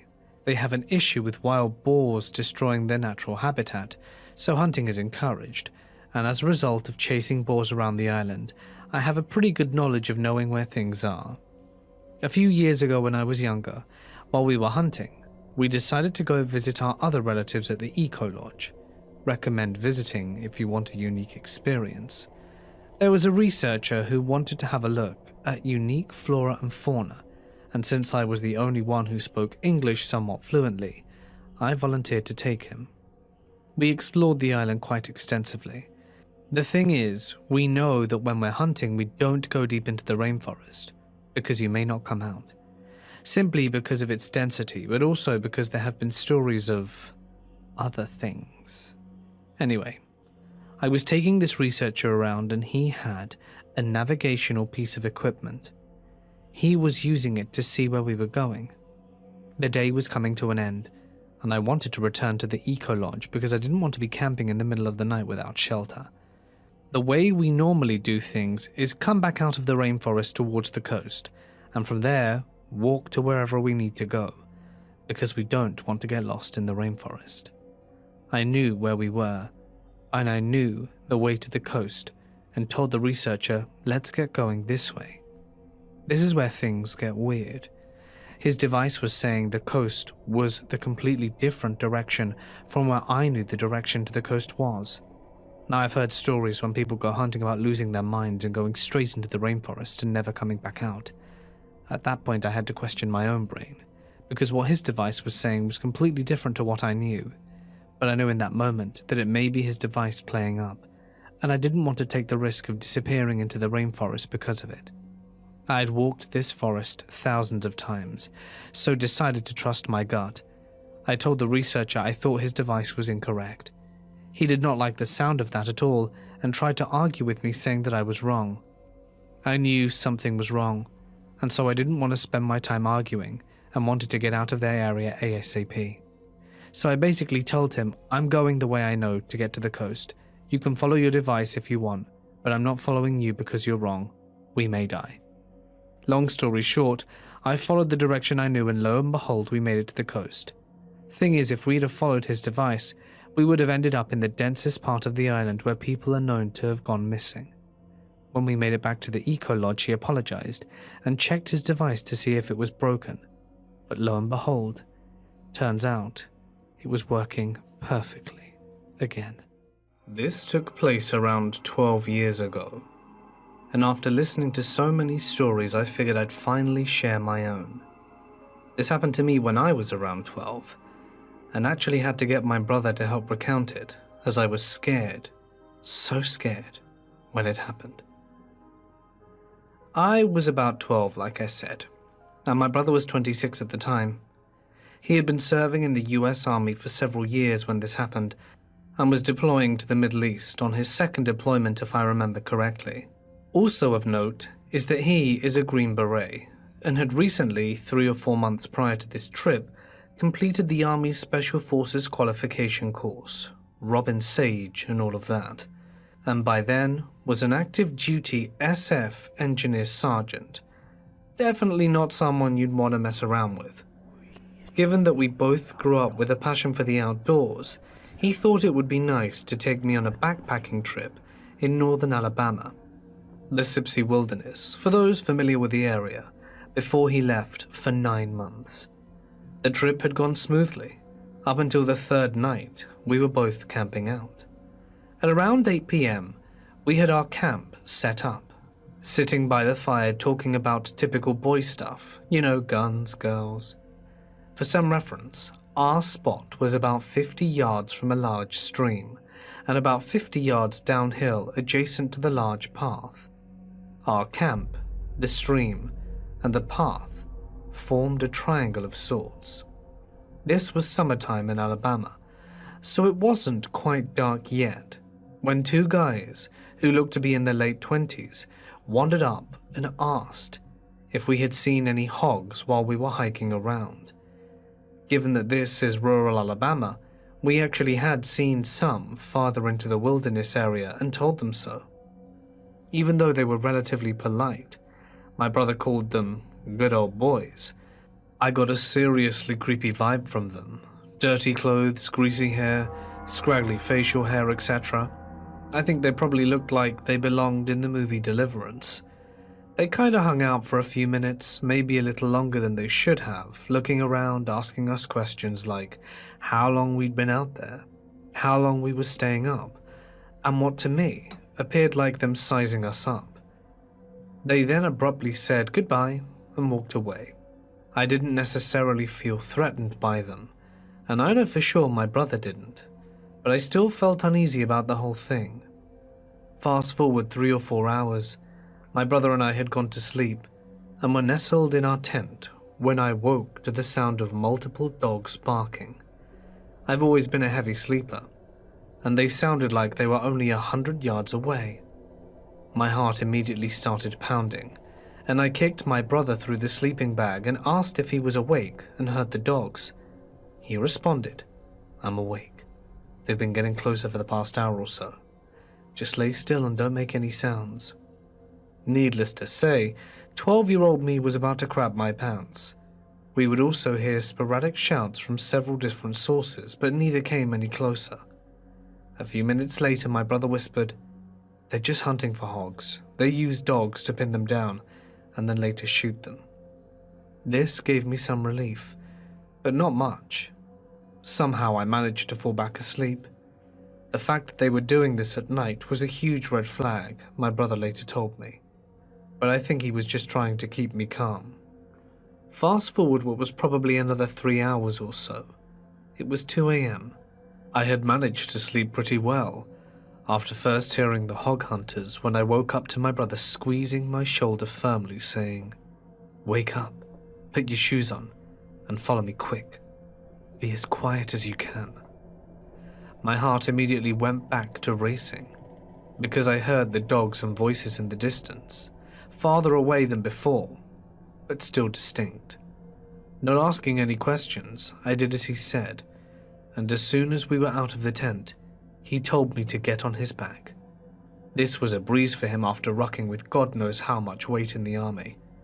We snuck about 50 yards into the woods towards the junction of the path and the stream, and crawled into some bushes. It was up a hill, so we had a pretty good elevated view of our campsite. I remember as we were laying there how loudly I was breathing and how quiet he was, when I heard the very distinct sound of a pistol slide racking. I look over my shoulder.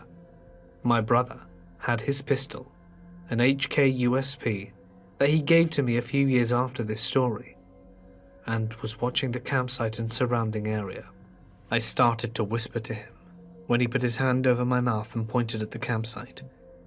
The group of hunters had been steadily approaching our camp, and by this time, 30 or so minutes later, had reached it. There were 5 of them, and 3 or 4 dogs. They all looked relatively young, but 2 had either rifles or shotguns, and the dogs were going crazy, obviously having smelled our scent. For those of you who are backpackers/campers, nobody who comes up on a random camp in the middle of the night with dogs and guns has good intentions. I knew this, and my brother knew this. I was scared out my mind. I couldn't make out what they were saying, but my brother later told me they were talking about us, although he hadn't heard any specifics either. They lingered for around 20 minutes, shining flashlights around and talking to themselves, when my brother put his mouth to my ear and said, "If they come towards, I want you to turn and run as quickly as you can. Don't stop. Don't look back. Stay off the trail and look for the flashing lights." I didn't know what this meant, but that'll come later. I knew I could make it back because he had taught me to land nav pretty well. He then handed me a flashlight and told me to not take the red filter off. He told me later that the red filter helps preserve night vision and cuts down ambient light, so it would be harder for someone to see from a distance. At this point I was so scared I almost started crying, but at the same time had a rush of adrenaline, and what I think now was confidence that he thought I could handle myself. We laid there for a while longer when out of nowhere they started screaming, "Where y'all at?" and firing into the woods at random. My brother dragged me back behind the crest of the hill and threw himself on top of me. Thankfully, our position on top of the hill was protected from any gunfire. They shot maybe 5 or 6 more times, and then they started walking back in the direction they'd come from. They got about 100 yards away when I heard a blaring siren and saw emergency flashlights through the woods.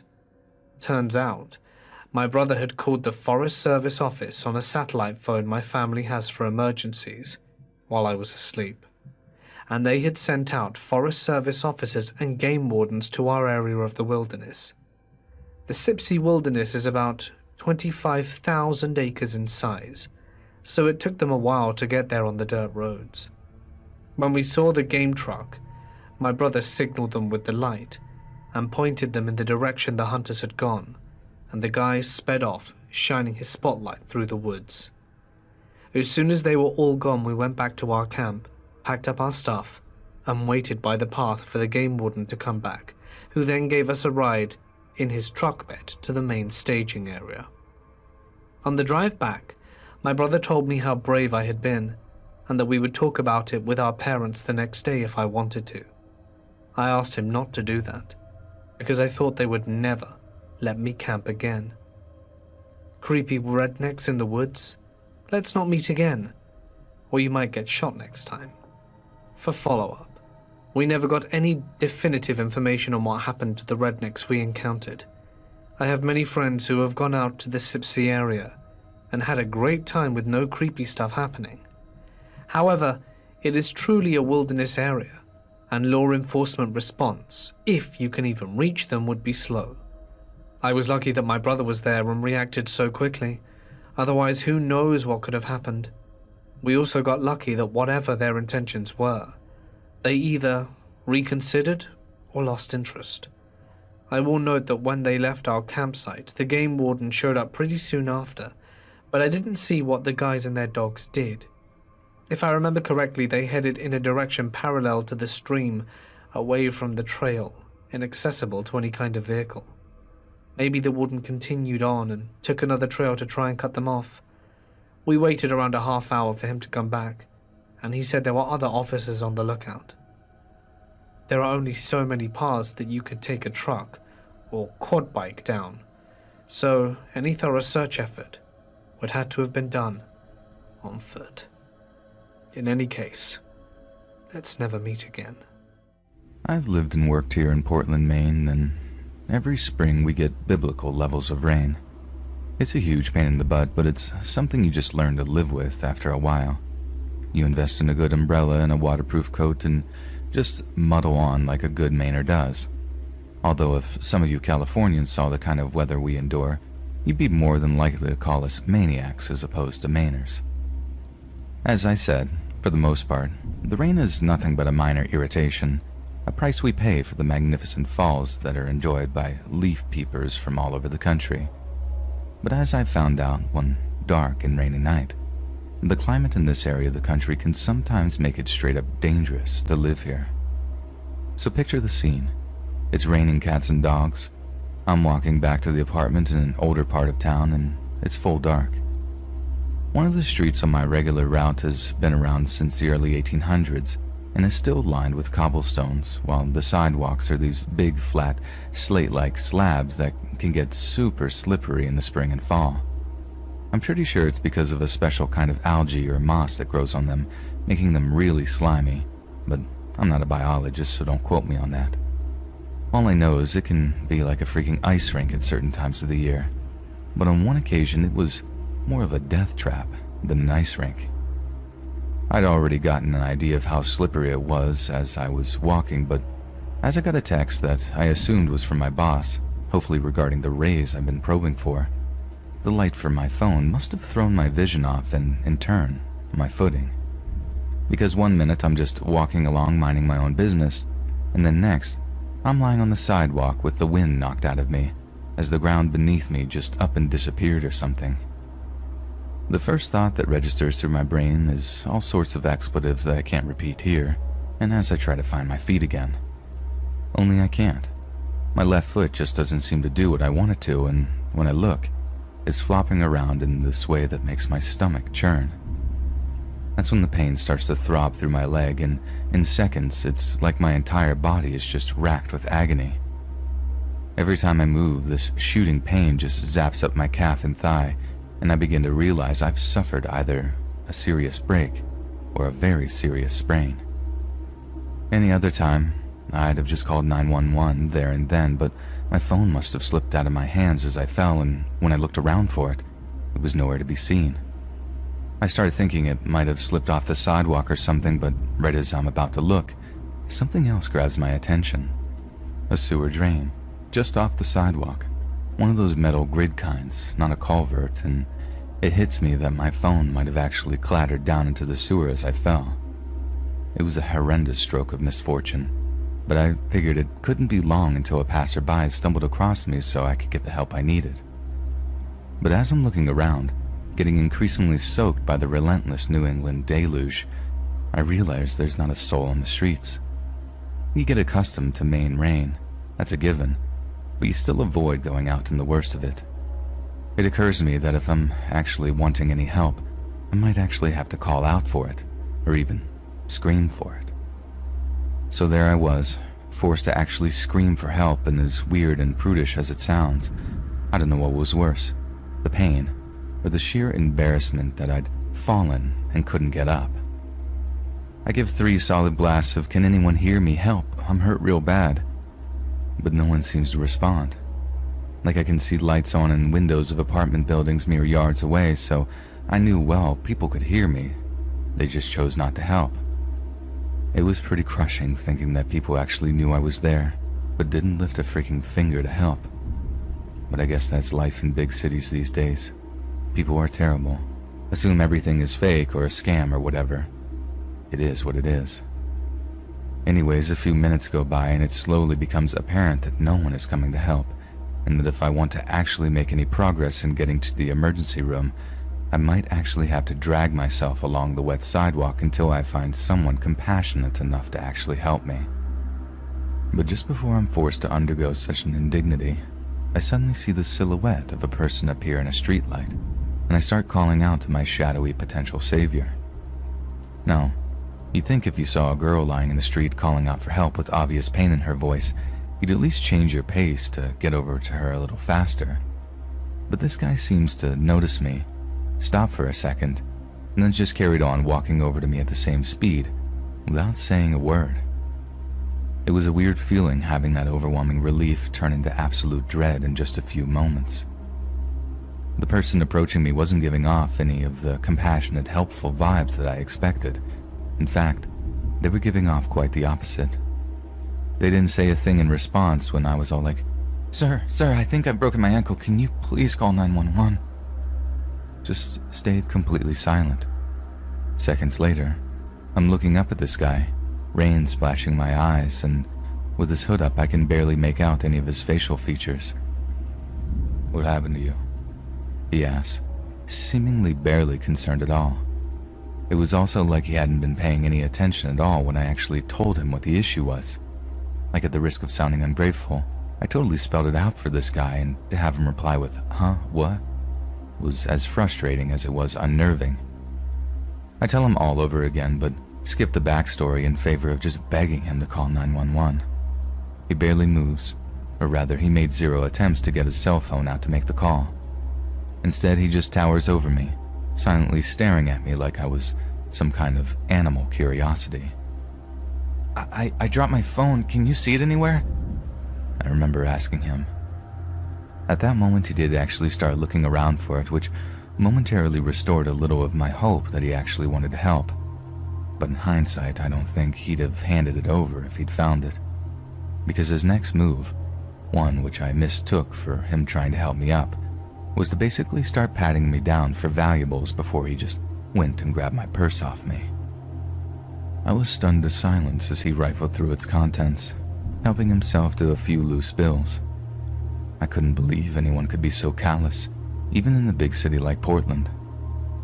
I was disappointed, angry, and in pain. But I wasn't outright scared until the guy took out my photo ID that I use for work, stared at it for a moment, and then slid it into his pocket. Because that's when I realized that he wasn't doing this just for monetary gain. He wasn't so much of a thief or an opportunist as he was an outright predator. And the thought of what he was going to do next completely terrified me. He didn't walk away with the money and my ID. He just carried on standing over me, staring, probably delighted at how helpless I was, how he could do whatever he liked to me, and there wasn't a soul around to stop him. A 38-year-old woman, and I felt like crying, like a little girl. I begged him not to hurt me, to just leave with the money he'd taken. I think he just got off on that, but what else was there to do? I was in no position to fight back. Best I could hope for was to hit him with my keys if he tried to, take things further. Then right as I'm reaching for them, lying there, discarded on the sidewalk, I hear one of the sweetest sounds I'd ever heard in my life. Excuse me, is everything all right? It was a guy's voice, polite but aggressive, accusatory. Someone had finally emerged from one of the nearby apartment buildings, and at that, the hooded guy starts walking off, just as chill as ever. Hey, I'm talking to you. The guy says before looking back at me, then calling back inside for, I'm guessing, his wife and someone to call the cops. He then rushes out to ask if I'm okay, which triggers the biggest wave of ugly crying as I just point to my messed up ankle in between shakes of my head. Cut to a few hours later, I'm laid up in the hospital with a broken ankle, high as a kite on the best stuff that Blue Cross can buy. I gave a statement to the cops, had a little cry with my mom when she came to visit, then went about informing all my coworkers that I wouldn't be seeing them for a few months. I got some small amount of closure when I heard the guy was arrested for petty theft. Apparently he had a history of drug addiction and mental illness, and had committed a handful of opportunistic robberies over the last few years. As a result, this last strike was going to send him back to jail for a few years. Something I take a great deal of comfort in.